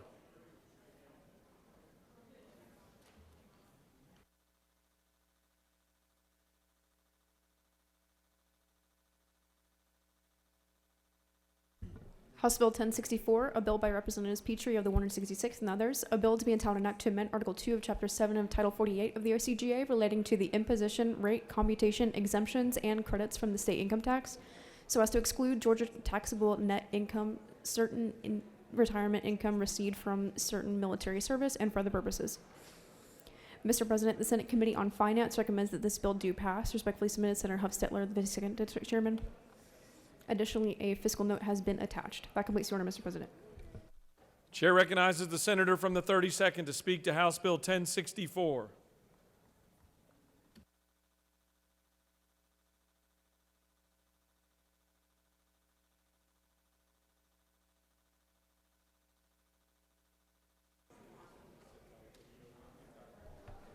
Thank you, Mr. President. Before I present House Bill 1064, I'd like to ask all the people in our Senate chamber who have served in the military to please stand.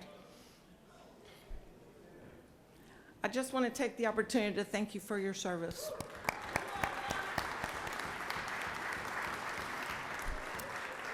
And then I was going to ask all the military retirees in the chamber to remain standing.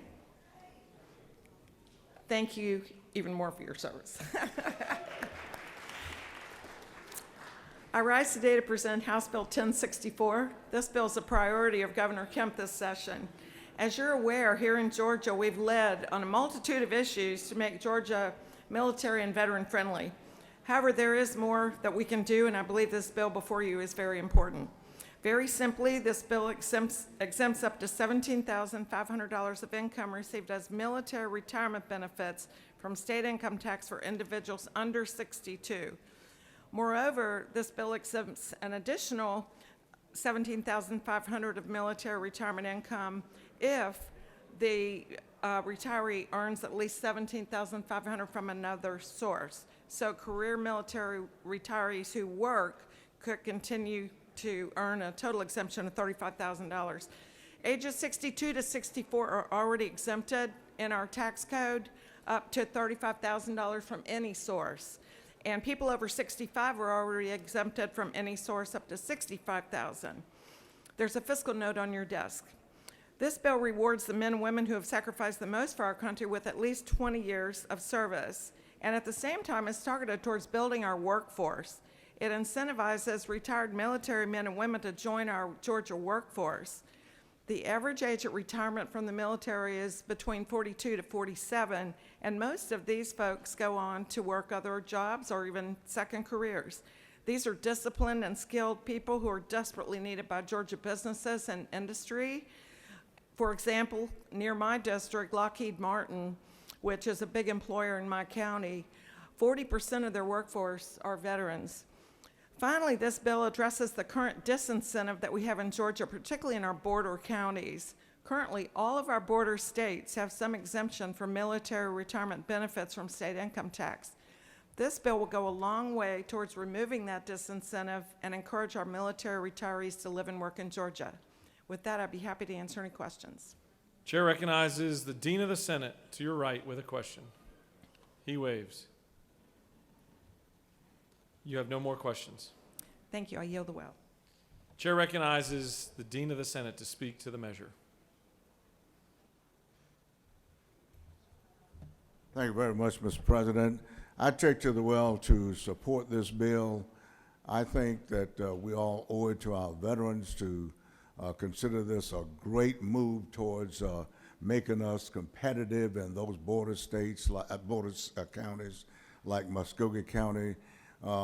I've passed this bill, I've introduced this bill in the past, and now it's going to pass, and it's a great day for our veterans in the state of Georgia. So I just want to encourage you to brag about it, talk about it, because I think it's a big deal. Veterans who live in Muskogee County. A lot of them will move out of Muskogee County, or at least even when they come to the state of Georgia at Fort Benning, they will move to Alabama just outside the gate because of one reason, because the pay they receive as retirees is taxed. So this is a great opportunity to sort of put a stopgap in that and make us very competitive in those border states. If there are no questions, Mr. President, I yield the well. You have no questions. Chair recognizes the senator from the 20th to speak to the measure.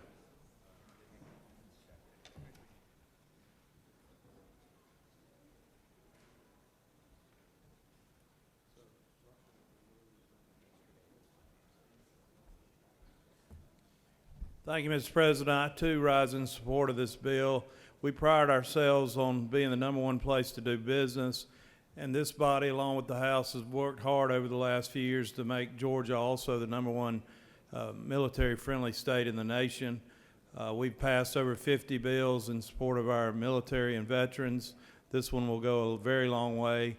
I'm privileged to serve on the Georgia Joint Defense Commission, and we look at military issues that affect all of our fine installations, and this is always the #1 priority for the Department of Defense and our 21st century partnership in my area, and I'm proud to support it. Appreciate the Senator from the 32nd bringing it to us. Thank you.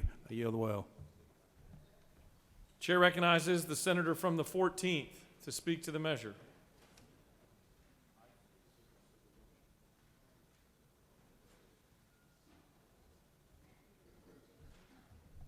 Thank you, Mr. President. I echo the sentiments of many of my colleagues, and I applaud this state for recognizing the retired veterans that we want to relocate back to our state. As we continue to work through the challenge of a depleted workforce, we want to engage these individuals back into our economy and not have them take those talents to another state. So again, I applaud the senator from the 32nd and everyone that's worked on this issue. For what purpose does the senator from the 43rd rise? She wishes to speak to the measure. Chair recognizes the senator from the 43rd.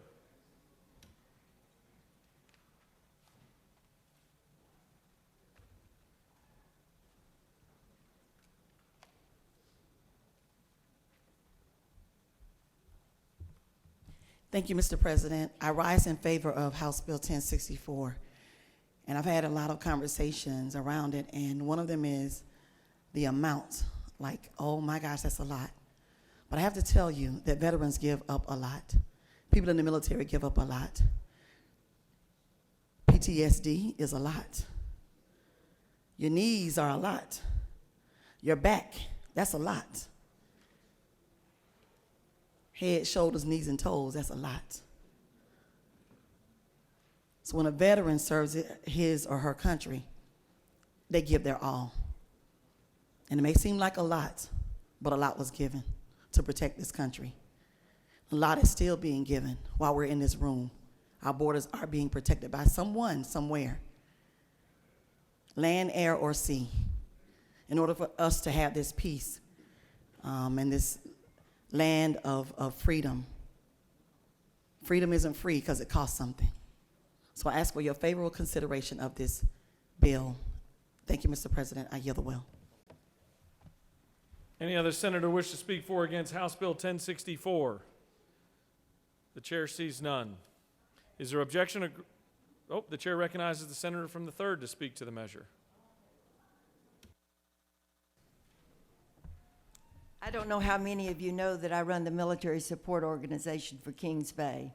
And I look at those men and those families who go out for 3 months at a time and then back again for 3 months and out again, and how much they give. I hope all of you it would be wonderful if we would have every one of you saying yes to this. Thank you for putting it out. I appreciate that so much.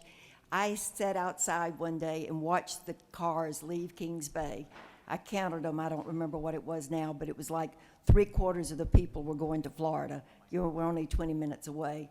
A lot of them said, we'd love to live here, but we just can't give that up. You're bringing them all home. Thank you. Does any other senator wish to speak for or against? The chair sees none. Is there objection to agreeing the report of the committee which is favorable to the passage of the bill? The chair hears none. The report of the committee is agreed to. Is there objection to the main question being ordered? The chair hears none and the main question is ordered.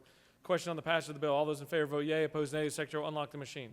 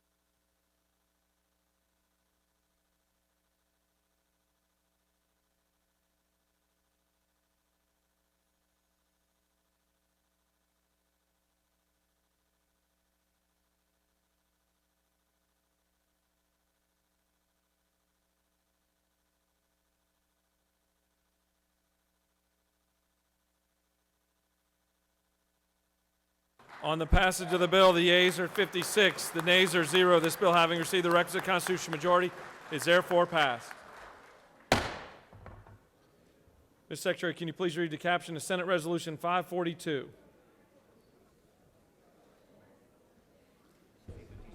Senate Resolution 542, a resolution by Senators Anderson of the 43rd and others, a resolution commending women veterans and recognizing the first Tuesday in March every year as Women Veterans Day at the state capitol and for other purposes. Mr. President, the Senate Committee on Rules recommends that this resolution do pass. Respectfully submitted, Senator Mullis of the 53rd District Chairman. That completes the order, Mr. President. Chair recognizes the senator from the 43rd to speak to Senate Resolution 542.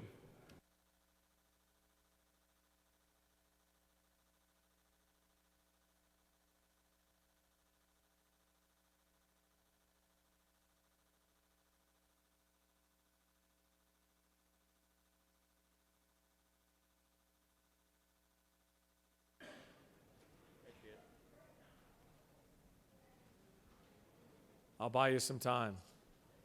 The chair recognizes the senator from the 43rd to present Senate Resolution 542.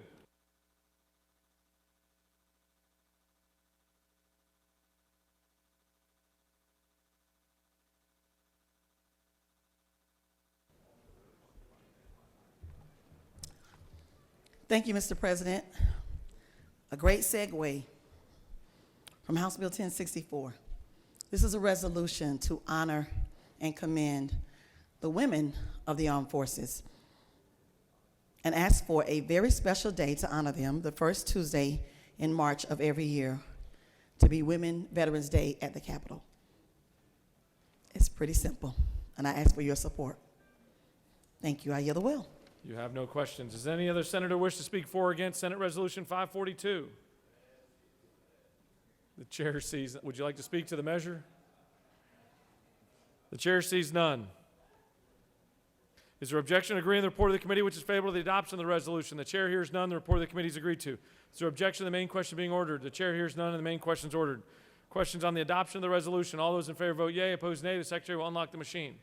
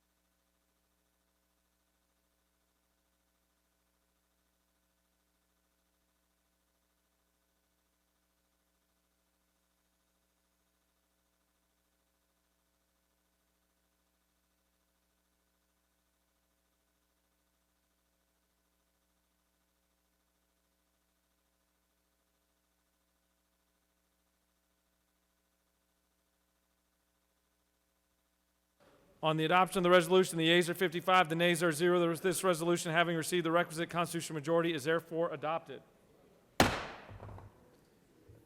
Ms. Secretary, can you please read the caption of House Bill 911? House Bill 911, a bill by Representatives Ralston of the 7th and others, a bill to be entitled an act to make and provide appropriations for the state fiscal year beginning July 1st, 2022 and ending June 30th, 2023, to make and provide such appropriations for the operation of the state government and its departments and for other purposes. Mr. President, the Senate Committee on Appropriations recommend that this bill do pass by substitute. Respectfully submitted, Senator Tillery of the 19th District Chairman.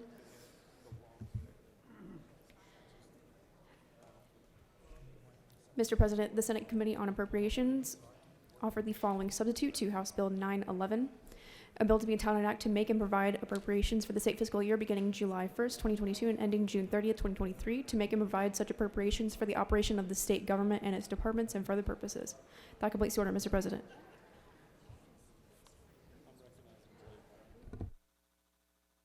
Chair recognizes the Appropriations Chairman to present House Bill 911.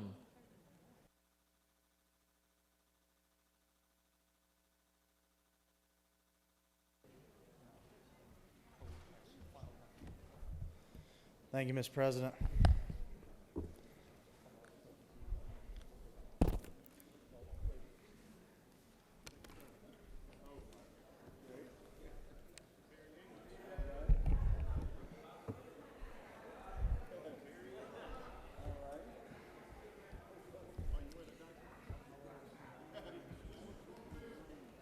The chair wants to remind the senator and Noel, you've only got 30 minutes.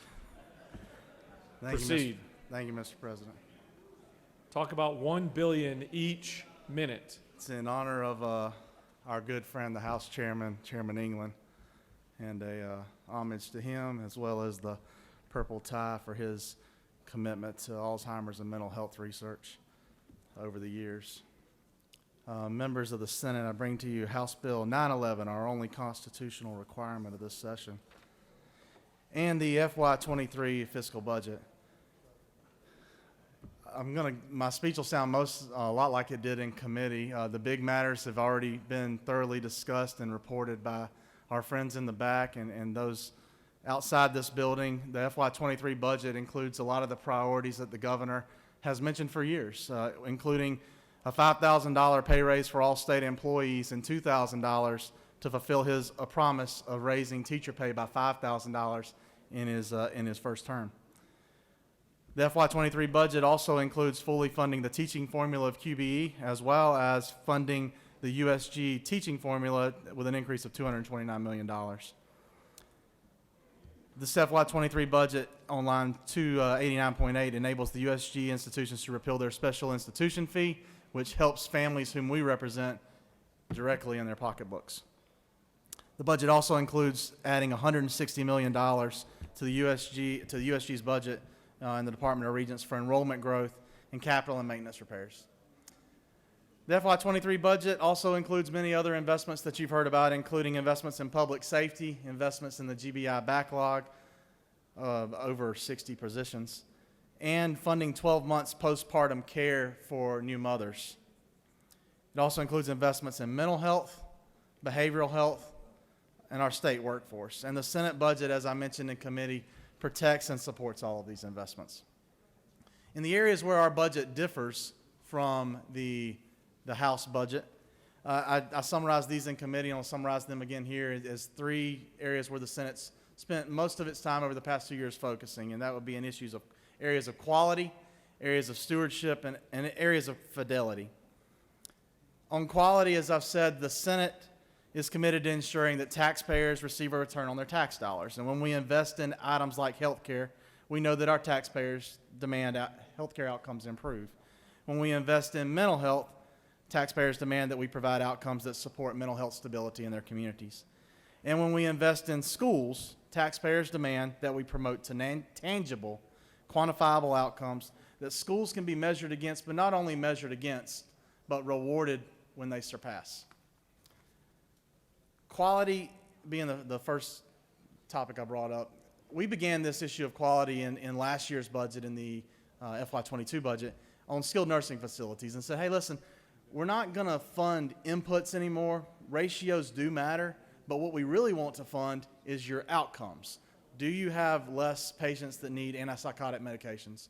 Do you have less patients or residents with bed sores? Are there less falls? And we want to incentivize those outcomes. We began that in FY22, and we continued that in the amended budget to the tune of about $108 million. The FY23 budget doubles down on the Senate's incentives of quality, adding $18 million in line 60.26 to community service boards. Again, looking at impacting mental health outcomes in communities. It also adds value-based purchasing at lines 91.18 to low-income Medicaid at a tune of $46.2 million state dollars and $2.4 million at line 92.6 for value-based purchasing in peach care. We talked about skilled nursing facilities, incentivizing quality there. We talked about incentivizing healthcare outcomes in the Medicaid program through value-based purchasing. We talked about incentivizing mental health outcomes through quality payments to community service boards. But we think that that topic and that value can also be carried over in our education system. We've heard before, and I said at committee, that our third grade reading levels can help us predict and project the number of prisons we will need to build in the next 2 decades. And I said at committee that that's a very sobering statistic, and it is. It's real. That's why the Senate's budget includes $28 million in the Governor's Office of Student Achievement at line 175.7 for a Beat the Odds reading campaign to reward school systems when they exceed on third grade reading levels or show improvement on those levels. In stewardship, this budget, the FY23 proposal, invests in the priorities of the state. Safety being one of our highest priorities. There are various positions added to the GBI. I think it's 66 positions in the Senate's budget. And it also supports a career ladder of enhancements at the Department of Public Safety to promote retention. Stewardship on justice, you'll see in lines 212.101, we've moved the forensic examiners' increases to their own special project to $2.7 million to fund 3 examiners, 1 administrative assistant, 11 death investigator specialists, and 1 death investigator specialist supervisor, and required that they all be located centrally to the state at the state's facility for medical examinations in Macon. And thanks to the senators from the 18th, the 26th, and the 20th for their help on those projects. I also want to acknowledge that the House had a bond to improve that facility, and the Senate's budget protects that as well. We've also looked at stewardship in our juvenile court and Department of Human Services. As you know, we have a backlog right now of dependency cases. Let me talk about why those matter. A child cannot be adopted out until parental rights have been adjudicated. We have 2,800 foster care children right now between the ages of 14 and 18. And when they hit 18, they age out of our system. We are strongly pushing for those children to find permanent families before they age out of our system. We can't, though, allow them to be adopted out until the parental rights are adjudicated. We know we have a backlog in that area. We have heard from, sometimes I'm sure this is the case in many agencies, that maybe in your home businesses, you hear that the attorneys say it's the judges say it's the attorneys. We're not getting into that battle. But in this budget, we have included increases for both and married those together and said that those increases should be paid for both juvenile court judges and SAGs in DHS when the dependency backlog in that community, in that county, is less than 180 days old. How we get to that is it's certified. I've heard some comments that maybe that they think that could possibly be unconstitutional because you have an executive agency signing off on a judicial agency or something like that. I would say no. We're not telling the court how they have to rule. We're just saying that the dependency needs to be adjudicated. So I don't think it's a constitutional question. Further, the issue on the backlog generally, we're not asking the executive agency or the judicial agency to sign off on that they were happy with the decision. We're only asking that they sign off and say that the backlog has been removed. And once that certification has been done, then we would authorize the AG's office to pay out those claims. Also on the issue of stewardship, and again on the issue of foster children, the Senate, as I told you, we know that we have approximately 2,800 children between the ages of 14 and 18 in our foster care program, and those are our children. Those are wards of the state. They are our children that we should be taking care of. And like any proud parent, we want those children to do well. But how are they going to know if they could be an engineer or an astronaut if they've never met an engineer or an astronaut or a doctor or a teacher? What we've done in the Senate's budget at line 286.10 is we've also said, how are they going to know about post-secondary options unless they have the ability to experience them? So working with our friends at the Board of Regents and USG, we have included $2.5 million to fund a pilot program for high school foster children to enhance their post-secondary option exposure. We envision this will be something that's an overnight matter where they can see a college campus like many of you may have gone to see with your parents or like many of you may have done with your children. The Senate's budget makes a change to the tuition equalization grant as well. While we did support moving to the $900 per student that the House proposed, rather than supporting all students at that relatively low dollar amount, the Senate focuses on targeting these funds to high-demand fields such as nursing. So you'll see in line 329.2 that we've taken a quarter of that funding, not wanting to rip the rug out of any student that's currently receiving TEG funds and is already enrolled in a private institution in our state, but sending the message, going ahead and laying the proposal out there that we would move a quarter of those funds into high-demand fields with the intention of doing that over the next 4 years. We also invested in stewardship in our state by increasing the public library's book allowance to 60 cents, doubling the increase made by the House. On the topic of fidelity, the Senate's budget tries to remain faithful to formulas we've already created in funding. And we did that, as you know, at skilled nursing facilities by moving all the facilities to the 2020 cost reports. We did that in the USG formula by truing up a little difference we had in the House on how you calculate some fringe rates. And we did that in the Prosecuting Attorneys Council formula by moving to the 2019 pay schedule. That was the pay schedule that was the last one actually developed by Senator Hill, by Chairman Hill. Adding in the steps for PAC and adding a 2.5% increase for inflation on that as well. We did not fund the steps missed during the Great Recession in the PAC budget. We didn't do this for anyone else, and we thought this issue was resolved, but again, it came up again this year. Also trying to remain true to formulas, we looked at our GNETS program. That's the Georgia Network for Educational Therapeutic Supports. And what we did in the Senate's budget is rather than fund that separately, we collapsed that program, applied a QBE multiplier to it. We applied the highest QBE multiplier, I believe it's Special Ed 4, and then funded that to the local agencies, not only in the teaching formula, but also in school nutrition and school nursing. We did that because there's been an allegation that there's a purported financial incentive to place severely emotional disturbed students in segregated educational systems, and we wanted to make sure that any purported incentive to do so was removed. So afterwards, again, the GNETs will be funded through FTEs that are associated with the originating school. And if you want to look at that on budget-wise, it's in sections 142 through 154. One of the larger dollar adds in the Senate budget would be in the Now Comp Waiver Program, the Department of Behavioral Disabilities and Developmental Disabilities.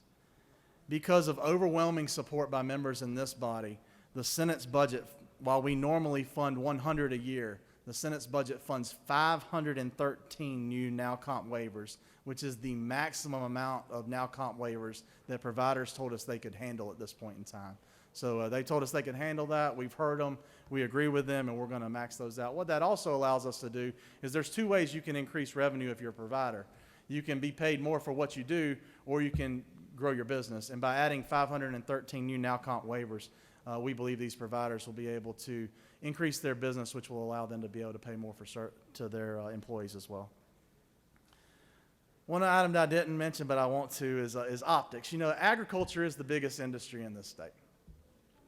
And in the ag marketing budget, we realized that there had been a previous destruction by Hurricane, I believe it was Michael, of a monument to agriculture in South Central Georgia. The senator from the 13th found that it was in code at OCGA 50-3-72. So the Senate's budget, thanks to the senator from the 13th, funds the state's agricultural monument at OCGA 50-3-72, which I'll tell you for the senator from 13th is a giant peanut. This budget doesn't create itself. You know that there's a lot of work that goes into it, a lot of work across the hall. Our friends across the hall in the House Budget and Research Office are integral to us getting here today. Chairman England has headed that committee up now for 11 years, and I've told you already that we're going to miss him next year, and really appreciate the friendship that he's developed personally with me, but also that he's been to the members of this body. There are other folks we need to thank as well. OPB. We appreciate the governor's office including us from the beginning this year in the governor's budget. He included many things that senators requested early on in his budget. We had to add some of those back in after deliberations with the House, and we'll work to continue to hold those. But we appreciate him and his start to include Senate priorities from the beginning, and Director Farr and his team for working with us. We really appreciate the agencies. While we derive these numbers, if they did not carry out the instructions and the desires that you brought to them on behalf of your constituents, there's absolutely no way. I mean, we're just putting dollars on a page. So the agency interplay and the agency involvement in this budget has been extreme, and I really appreciate their help. And also appreciate the providers, particularly those in mental health, who've come to us, told us what they could handle, how they could handle it, and put us in a position to be able to fund it. We don't have any of these dollars, though, without the taxpayers of the state of Georgia. And I am so thankful for their resilience through the pandemic, to continue to keep Georgia open, to have us at our highest revenue levels we've ever seen. I will, though, caution you.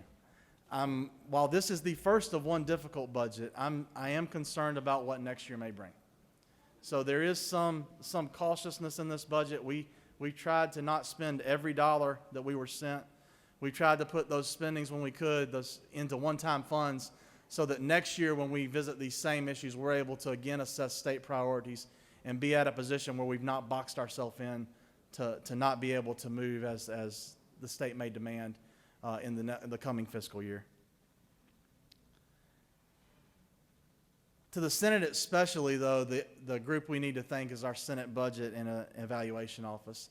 In the back you have Keith, Austin, John, Courtney, Sydney, Lindsay, and Caitlin. Up front here, you know you've got Brent Churchill, our Deputy Director. And if you guys don't mind, please give them a round of applause for the time they spent from their families.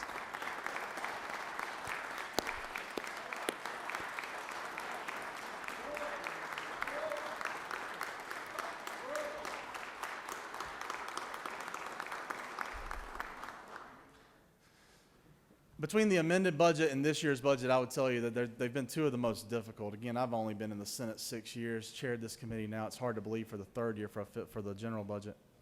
But this year was very difficult, and I appreciate the time they put in on the moves that we had to make through the amended, how the amended tied in with the big budget, the general budget, and it's just been overwhelming. I mentioned everyone except for one person. You know Melody Debussy. Melody has been here at the Senate Budget Office for 12 years. She spent 9 years as our director, and this will be her last year as our director as she's moving on into a different field. Melody shepherded us through, well, first let me start even before that. Chairman Hill didn't view Melody only as the budget director. He viewed her almost as a daughter. Their relationship was closer than anything that I could fathom. The way they worked together, the way they read each other's minds was second to none. When Mr. Jack passed, I had made 3 phone calls. I remember that day forever. Sheriff Kyle Sapp of Tattnall County called me. I made 4 phone calls. The first was hung up, and I called Kyle back to say, hey, I think you just told me this. Did you say that? I had to have him repeat it to me again. He's like, yes, Blake, Jack's passed. My next call was to the Lieutenant Governor, and then to who directed me to call Chairman England. I called Chairman England, and then he directed me to call Melody. That is a phone call I'll never forget, and because of their relationship. particularly she had just spoken with him earlier. You guys gave me a lot of credit for helping to shepherd the Senate through the 14% cut that became an 11% cut that became a 10% cut that we were able to work out to be about a 9.8% reduction in 2020. I didn't do anything. I followed what Melody pointed and directed and suggested that we do. She shepherded us through that. She's shepherded us now through the incredible sugar high that we're on, and she's put us in a position that as this sugar high is wearing off, and we saw with February's numbers, the sugar high is wearing off, she's put us in a position that the state will not be in a bad position, that the Senate will not be in a bad position to maintain these funds going forward and to be able to continue our role investing in quality, investing in stewardship, and investing in the fidelity of the formulas of this state. And Melody, on behalf of the Senate, I just want to say we thank you. We couldn't have done it without you. And your shoes, just like Mr. Jack's, are going to be way too big to replace.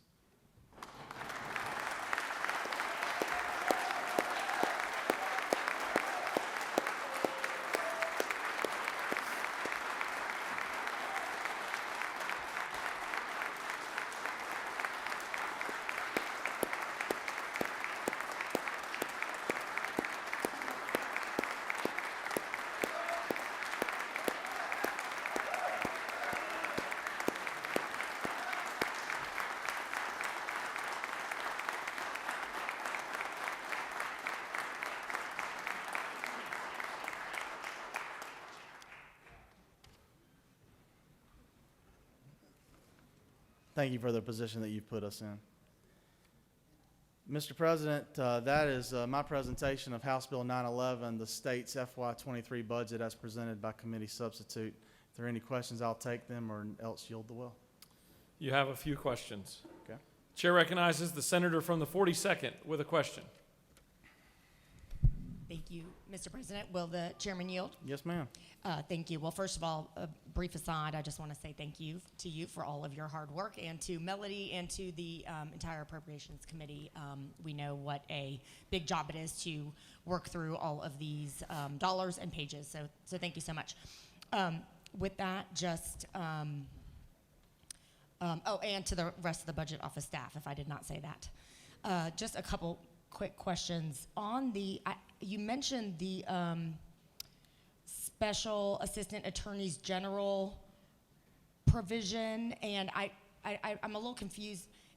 Would that 180-day backlog, well, let me start over. So as I understood you to say, the increase in pay would be tied to not having a backlog under 180 days, is that correct? Yes, ma'am. The way the Senate's budget envisions this, and of course, you know, we set the policy, and I'm sure the rules are written then afterwards by how it's set up now. The Juvenile Court Executive Director and Department of Human Services, since the SAGs do fall under that for this administrative part, them certifying, they'd have to certify that backlog had been reduced. Now, I'm sure there's a lot of discussion, and it's open for a lot of discussion on when a dependency case begins. I think my belief is that it begins when a termination of parental rights is filed, but that's where I hope that this direction goes, is the advocates who are talking about this will start working on where they want that case to begin so we can begin to define the backlog. Okay, thank you. So yeah, that was one of my questions. I think, wouldn't you agree it would be important for it to be, at least at the time of termination of parental rights, thinking of cases I know where, isn't it true, they're trying to see if the parents and the child can be reunified, and certainly in some cases I personally observed that has taken a long time before a final decision can be made. Yeah, I think whether or that, not the parent actually is going to be able to be reunified with the child, and you wouldn't want to. Right, you got a reunification period. I think that the Senate's budget contemplates that would be after the filing of a termination of parental rights. But if there's another way that we need to figure that out and set that start line, that's open for interpretation and discussion. And we felt that while the budget is a policy-setting document, it could set the policy that we want the backlog to be ended. When the shot clock starts, it was something that could be set out in rules by the agencies. Happy to be involved in that discussion, though. Okay, if the gentleman will further yield. So if the the client, you know, obviously as attorneys, we don't operate independent of our clients. So it would seem to me that there could be an instance where situations with the client prevent a rapid resolution. Wouldn't you think that could occur? And I'm wondering how you think a situation like that could be addressed with this provision. We're not asking that we're not trying to adjudicate the case beforehand. I think that to take your question, I just want to make sure we're not saying that, make sure that you're clear that in the budget, we're not saying how the court has to rule. We're just saying that the backlog needs to be moved. So I think families are looking for finality. The finality being the parental rights are terminated or they're not terminated. If they're not terminated, there's no longer a backlog. If they are terminated, I think there's no longer a backlog. But the issue that we face, and I understand the focus on the SAG pay, attorney pay. As an attorney, I can appreciate that. But I think the focus really ought to be more on the children, and if we can't get those cases adjudicated, we can't adopt them out for permanent homes. And that is really where the focus of the Senate is on this. We don't want more, as I've already expressed, state children to age out of a system without having the opportunity to be adopted to a permanent family. Oh, I mean, absolutely. Isn't it true? We can all agree on that. I just,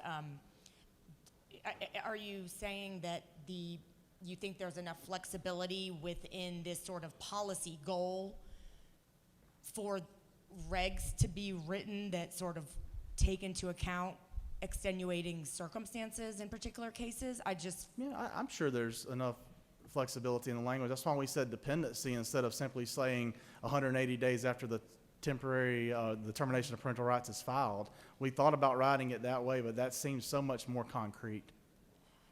Will you yield for a question on another topic? Yes, ma'am. Thank you. I am curious about the, in section 142.1, the Georgia Network for Educational and Therapeutic Supports. Yes, ma'am. I see that is zeroed out. Can you explain the situation or the thought process and what the plan is for?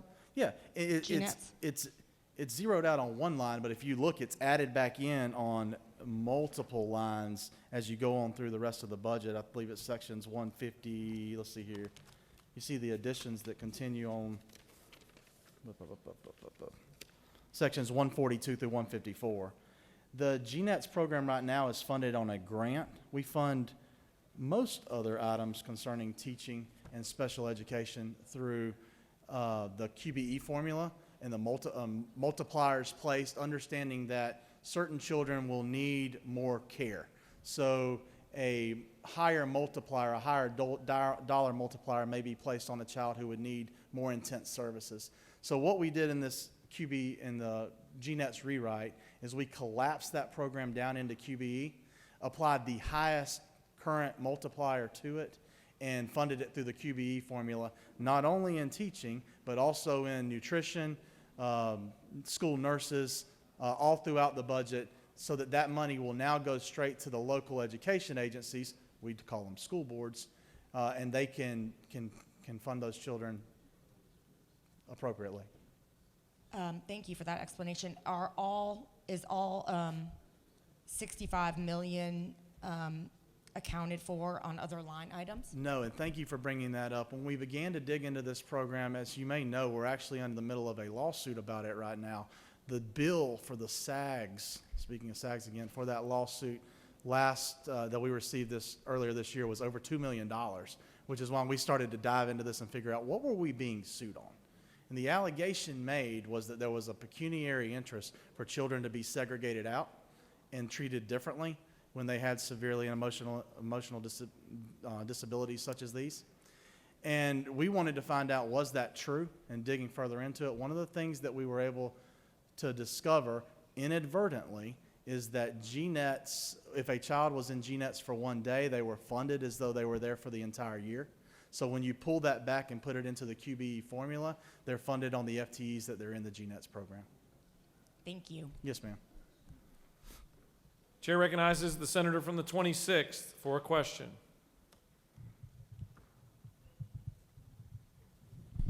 Thank you, Mr. President. Senator Yield. Always to my friend from the 26th. Senator, can you tell me how we have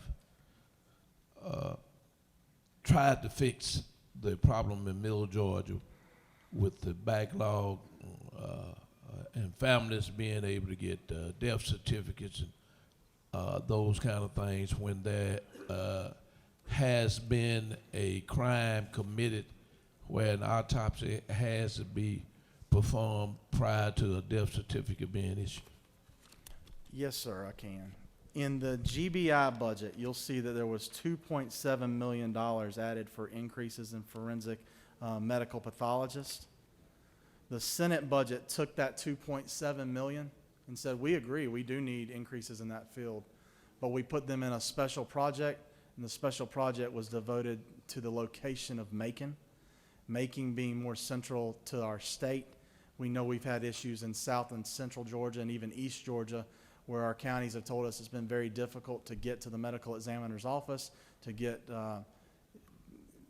either info back for criminal purposes or to get back death certificates. So by putting it more central to the state, we think that will be helpful. And the Senate's budget requires that those funds be spent at that centralized facility in Macon.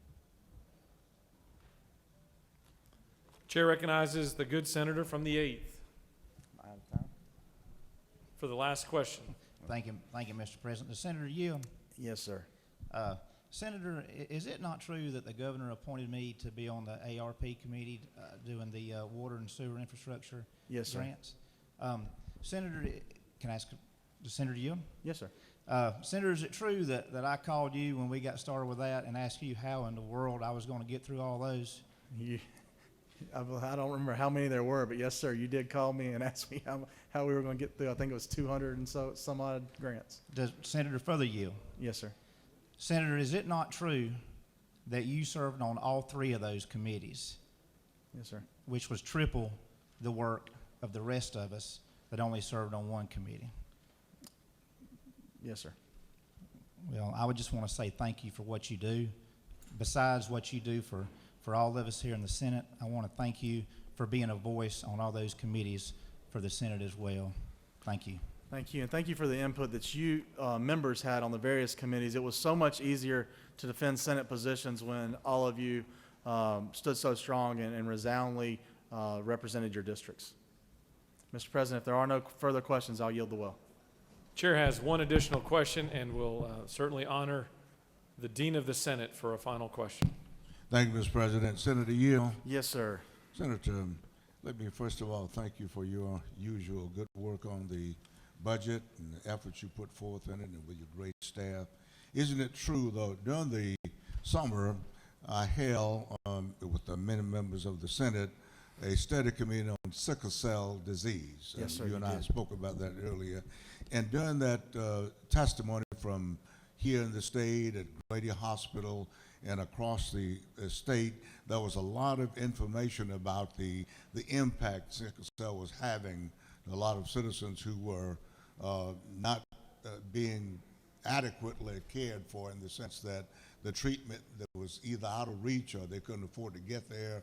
And during that same session, isn't it true that it came out that Grady Hospital and some experts around the state testified by the great gold standard kind of treatment they were providing, but the problem came down to a kind of a wheel and spoke kind of thing, whereby those cities would be dealt with and ferret down to those districts for treatment. But once a week, and the pain is every day. And it seems like we were trying to solve that problem by increasing the funding so we could take care of additional days. And this is what I'm interested in the context of having our situation dealt with from the Senate perspective. The House provided something, so I'm looking and asking for us to consider what we can do in the Senate. I believe the House put in something like $265,000, Yes, sir. and I'm asking and appealing to us to make sure that we, the Senate, and with your good eye on it, we can at least have the Senate step up as well. Yes, sir. Thank you, Dean. Thank you, Mr. Chairman, for bringing that up, and thank you for your commitment to that issue. As you know, you were integral in last year us investing over $1 million in the Georgia Research Alliance Eminent Scholar Program for a scholar dedicated solely to sickle cell research that I believe may be named for your friend and my friend in the House at the end. And then also you'll see at line 244.6 that the Senate's position does protect the House's add of $265,000 to support care coordination and expanded access to testing in rural areas. And we'll continue to revisit that. Thank you for putting it on our radar. Well, we appreciate that too. And but at the same time, that was maintaining what the House had put in. Yes, sir. And I'm encouraging us to put something in as well. Thank you for bringing that up. Thank you. You have no more questions.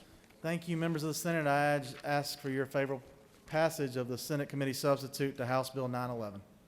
Chair recognizes the minority leader to speak to the measure. You want me to leave these for you, Madam Leader?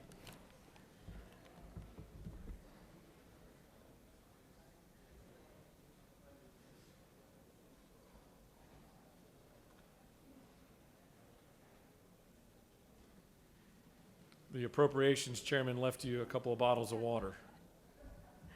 I noticed he did. Thank you, Mr. President, and thank you, Mr. Chairman, for leaving me water. And I also would like to commend you on all of your hard work on the budget. As I have scoured through it a couple of times, it's a lot of work. So thank you for all the time that you've put in, and the committee members as well. But I just have a few things I'd like to say about the budget. We all know that the way we spend our state's revenue is the biggest indicator of our value as a state. While this budget takes us back to pre-pandemic funding levels in many areas, it fails to address bottom-line economic issues that many Georgians face. We should help working families address insurmountable health care and child care costs by expanding Medicaid, my favorite thing to always remind us of what we need, and establishing an earned income tax credit for this state. Now, we all know there's good and not so good in everything, and the state's budget is no different. But I'd like to mention some of the good things. This budget reverses many of the deep budget cuts of the past 2 years. We have an 11% increase in per capita state spending, and most agencies return to pre-pandemic funding levels.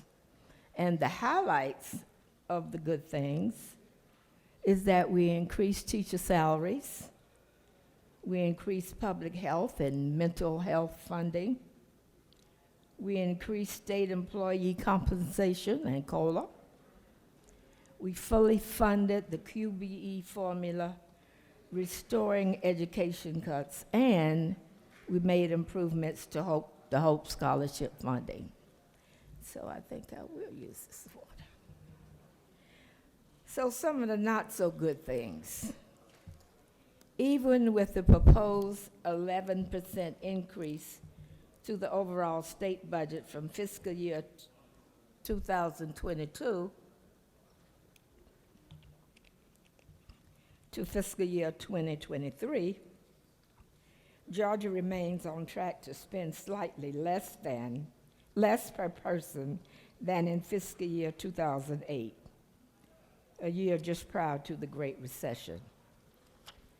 The budget still doesn't address cumulative effects of underfunding vital agencies and services. The budget doesn't go far enough to address major deficiencies in certain agencies and departments, such as the Department of Corrections, which is currently in crisis, or the Department of Juvenile Justice, which reported a 90% turnover rate. There is a budget surplus which could be used to help those who need it most and to shore up departments that are struggling. But instead, the governor is distributing it evenly to all tax filers as a one-time tax refund of $250. Now, I'm not against people receiving money because they need it. We need it. But we could find some things that we could use with that money in a more comprehensive way that would spread it out more rather than just give out $250. Now, the overall budget, the revenue shortfall reserves is maxed out at $4.3 billion. We are receiving $4.7 in flexible federal funding from the American Rescue Plan. We are not taking advantage of the unprecedented resources and unique opportunity we have to better position our state going forward. We should be making long-term investments to shore up chronic underfunding in education and healthcare. The Georgia Budget and Policy Institute conducted a poll in 2021 asking Georgians where they thought American Rescue Plan dollars should be spent. The Georgians' top priorities for the relief funds included investing in health care, in economic support, particularly income support for families with low incomes or the elderly. And many believe funding should go to education. Many of the respondents believe the money should be allocated through the full appropriations process, not determined by the governor. Many Georgians want policymakers to use funding to restore the steep budget cuts enacted over the past few years. 70% of respondents supported creating an earned income tax credit. An earned income tax credit would be a better use of tax refunds because it would give the most support to middle and low income filers. 30 states have some form of EITC as it's referred to. Regarding education, while it is good that we are fully funding our basic minimum budget for education, we have failed to meet this minimum standard for 11 of the past 14 years. It amounts to billions and billions of funds withheld from schools. Restoring funding to the basic minimum does not make up for the starvation budget our schools have been operating on. And then more money should be devoted to school transportation, as the aging bus fleets and lack of funds to pay drivers is pushing schools to the brink, with kids doubling up on buses and drivers doubling up on routes. Georgia is one of the only 6 states that does not provide additional funding to students living in poverty. We should allocate money in the budget to allow for increased funds to supply more teachers, meals, mental health supports, and for those students from lower income backgrounds. And regarding health care, this budget still fails to account for what the state will do to address the 13% of Georgians who don't have health insurance. We are the 5th worst uninsured rate in the U.S. We should be using some of our budget surplus to expand Medicaid. We have hundreds of thousands of Georgians without health insurance. This winds up costing Georgians millions of dollars in emergency care, increased insurance premium, increased cost of care due to lack of preventive care. Full Medicaid expansion would free up $1.4 billion in state funds to invest in public health. Our rural hospitals are in crisis. States that have expanded Medicaid have been able to do a better job keeping rural hospitals open.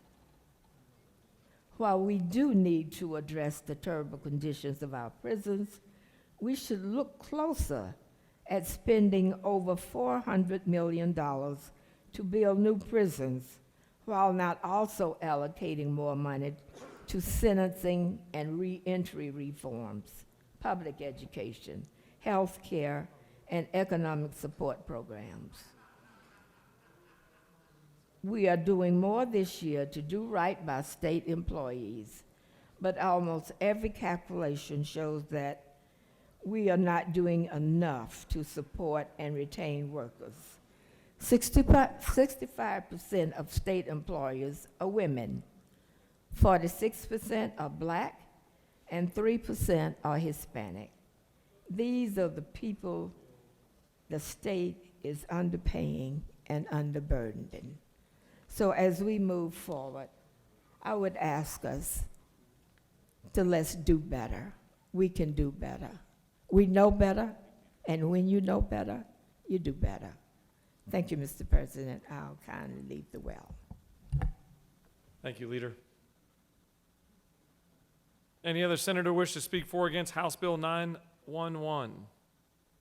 The chair sees none. The question is on the adoption of the committee substitute. Is there objection or adoption of the committee substitute? The chair hears none. The committee substitute is adopted.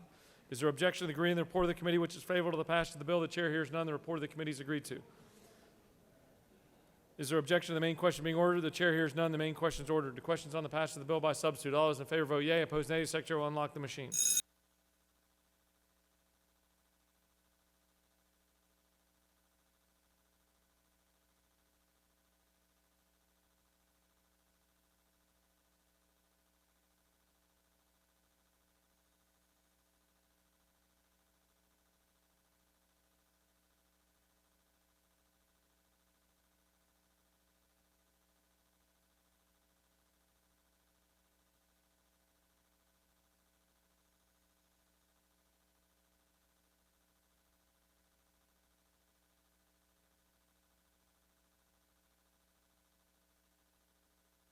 For what purpose does the senator from the 27th rise? Mr. President, at the appropriate time, will you please, I'd like to ask unanimous consent to excuse the senator from the 28th. After this vote, okay.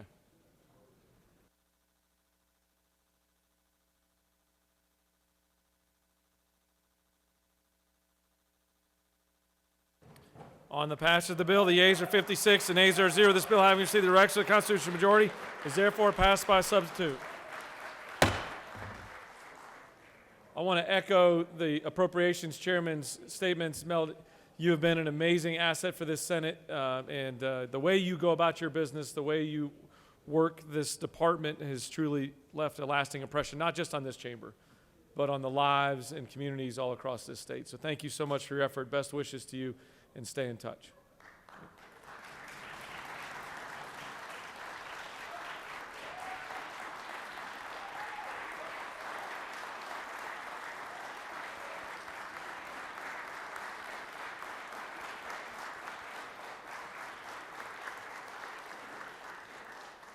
Chair recognizes the senator from the 19th. Thank you, Mr. President. I move that the Senate immediately transmit House Bill 911 to the House. Senator from the 19th has moved that this Senate immediately transmit House Bill 911 to the House. Is there objection? The chair hears none, and it will be immediately transmitted. Mr. Secretary, can you please read the caption to House Bill 1089?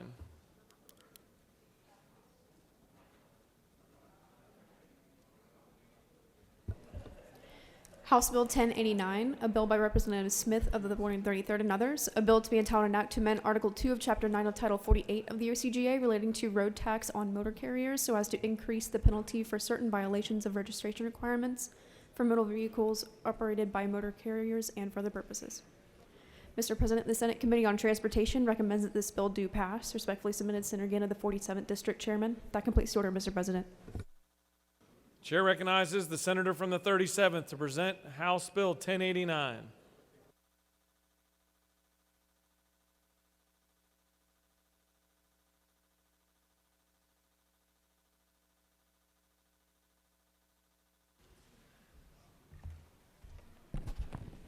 Thank you, Mr. President. I present to you House Bill 1089. This is a department request.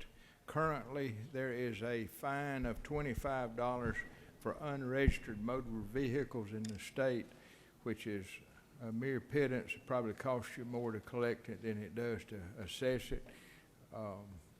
All this does is raise the fine for having an unregistered vehicle in the state to $145.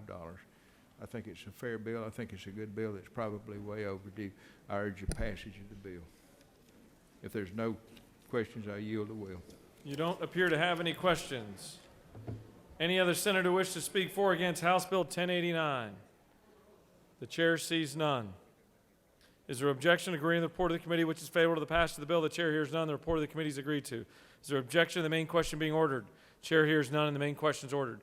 Questions on the passage of the bill. All those in favor vote yea. Opposed nay. The secretary will unlock the machine.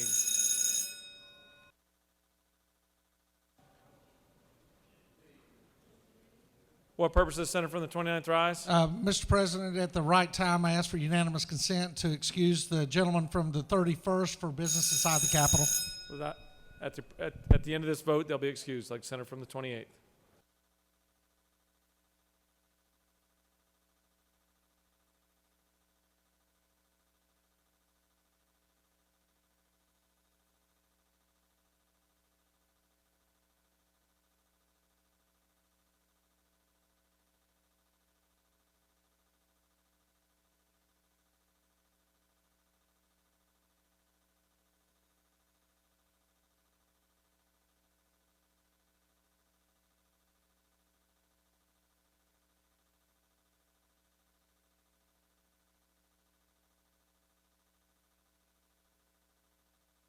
On the passage of the bill, the yeas are 48, the nays are 0. This bill, having received the requisite constitutional majority, is therefore passed. Without objection, the senator from the 31st is excused.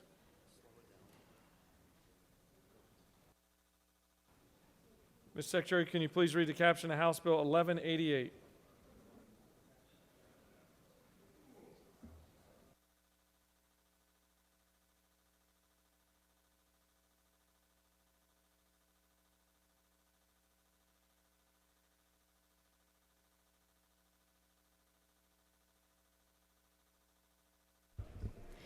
House Bill 1188, a bill by Representatives Lott of the 122nd and others, a bill to be entitled an act to amend Code Section 16-6-4 of the OCGA relating to child molestation and aggravated child molestation so as to provide that each act of child molestation shall be charged as a separate offense, to amend Code Section 16-12-11 100 of the OCGA relating to sexual exploitation of children, reporting violation, civil forfeiture, and penalties so as to specify that an offender can be charged and convicted for each separate image or depiction and for the purposes. Mr. President, the Senate Committee on Judiciary recommends that this bill do pass. Respectfully submitted, Senator Strickland of the 17th District Chairman.